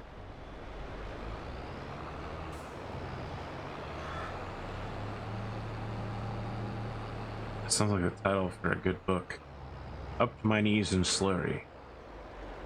Came into my office. I could tell she was trouble. A small town dame living in a big city world. Well, we'll have to wait till we get some more money for that. But How much do we need? 65,000 total. Well, you're right. We do need to get more money for that. The time for another week. It is time for another week. Well, I got an extra hour this week for you, Holmes. Maybe one day I'll even make the mythical full 4 hours. Wouldn't that be insane? Yeah, All right. maybe. Next week. Well, I guess we'll see. Yeah. I'm feeling good enough to stay up till midnight. I just, gotta go to sleep early. I have to. Chat, audience, thank you for joining me. Thanks for being here with us. Hopefully you enjoyed your time. We'll see you next week. Have a good time zone. Oh, is that the end card? Oh no. What?